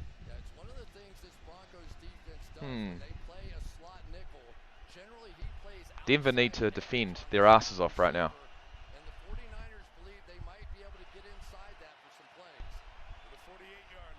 Drops back, Garoppolo fires over the middle. Oh, it's an interception! It's tipped! It's tipped! From Samuel wanted the catch. The 2 Broncos defenders absolutely sandwiched the motherfucker. It was tipped up in the air, and it is a Broncos interception. Wow. Wow. Now that is a play. Oh, we've seen tips like that all through the game, but no one's actually been there to take the catch. No one's been there to actually take the catch, and in this case they did. Look at this. Deebo Samuel cuts, goes over the middle. Oh no! No, it was actually tipped by the it was tipped by the defender. So from number 22 into the hands of number 50, Griffith. Number 20. Oh, it wasn't even number 21 who was covering Deebo. It was Oh, mate. There was a lot going on there, but in the end, the Broncos retained the ball. Fortunately for them, the play clock had not started. It's just been blown into play as Denver takes over at the 42-yard line. Mate, you'd be stoked. Second-year man was traded from San Francisco. Comes up with the INT. You'd be absolutely stoked. All right, what do we got here? It's going to be a 2-minute warning regardless. 1st and 10. They hand it to the running back. Don't you dare drop it. With Williams, that gets us to the 2-minute mark. Hmm. San Francisco stops them using their timeouts here. Yeah, the throw needed to be just a little bit better from Garoppolo there. I don't think it was going to be caught regardless, but the defender got there first. Heavy traffic in there, yeah, you want to get it. Hmm. Favorite player, but that lurking player on the backside because there was no presence of another receiver freed up. Green Jackson to come in there and make that play. There he is, right there. Can I show your Can you show your fantasy team after the game? Yeah, of course. 3 timeouts and a 2-minute warning. Russ needs a couple of first downs. Yep. And with his 5 years with the Rams, there's such familiarity. And with Nathaniel Hackett's knowledge from playing San Francisco when he was with Green Bay, and Russell Wilson's not just knowledge but dominance over the Niners, 16-4 over his career. On both sides of the ball for Denver, in a game you play once every 4 years on the schedule, there was great familiarity with what San Francisco brings to the table. And the Rams defense in the 2 regular season games basically allowed them to run. But come playoff time, they switched strategies, and I would say Ebro is much more of what they did in the playoff game now. Full complement of timeouts to the If I had to put money on it, I'd say Denver win this game. But they're gonna need a first down, and they're not gonna get it there. That's for sure. He brings it just to the line of scrimmage. San Francisco take their first time out of the half. They're down to 2. Both teams have 2 timeouts at this point. You certainly need more yards than that, though.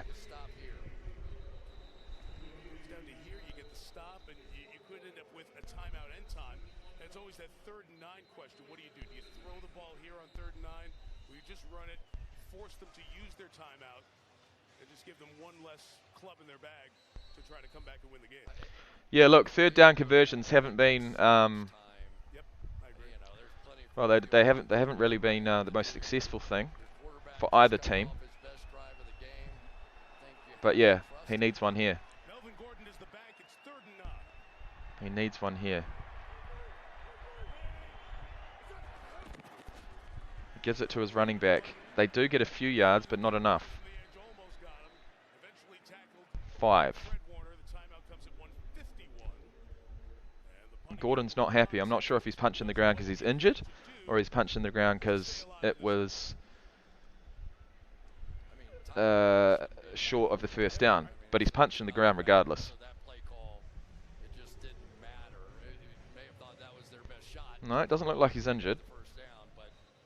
I reckon he thought he had a chance of breaking a couple of tackles and making the first down, but he just came up short. So either way, this is going to be a big punt. You don't want a touchback. You want it to remain in play. You want it to come down within the 10 and put a shitload of pressure on San Francisco here.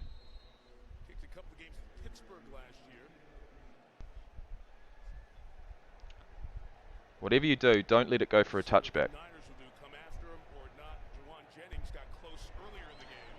It's an end-over-end punt, just inside the 40. It's going to come down at the 10. Oh, it's a fumble. Oh, it's muffed. It's muffed. If Denver get this ball, I'm pretty sure it's San Francisco ball. Look at the ref. He's trying to fucking get in there. Look at the ref. Look at the ref. He wants in on it too. He wants in on it too. But it's San Francisco ball. Oh, jeepers creepers. Heart in the mouth type of stuff there. Heart in the mouth type of stuff there. Have a look at the ref trying to get in there. That's unbelievable. Oh! Empire Jeff says, what? You're going to have to give me a bit more than that.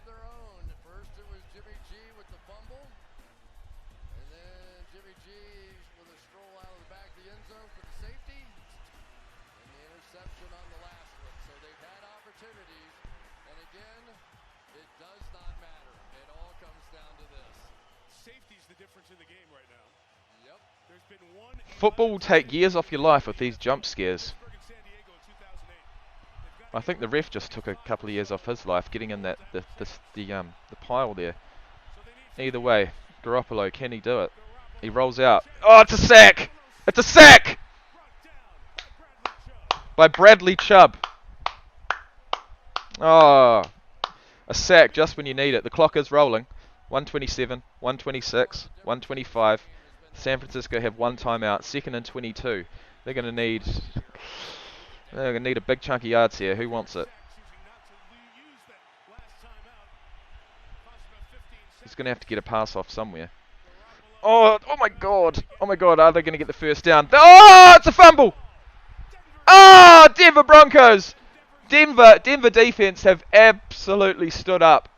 Stand up. Stand up the Broncos. Stand up the Broncos defense and offense. That was going to be a first down for San Francisco. Oh, mate. Stand up.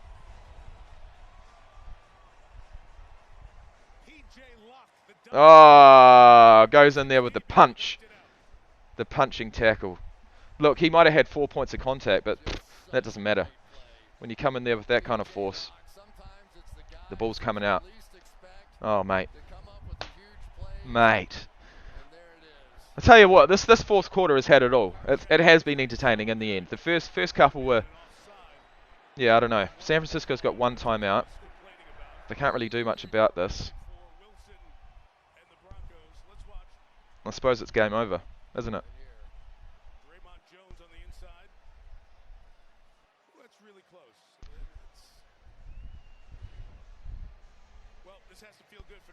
Right, San Francisco have their final timeout. Second down with 1:03 to go.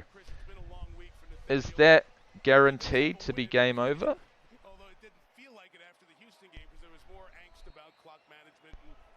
It's 35 seconds on each play, isn't it? Is it 35 seconds? Right, they'll kneel that out. Now how many, is it 45? 40 seconds. 40 seconds. Well, it is game over. It is game over. There you go. Denver win by the closest of margins. 1 point. What a final drive by Russell Wilson we've seen. And the defense, mate. The defense of both teams have obviously been pretty damn good. But yeah.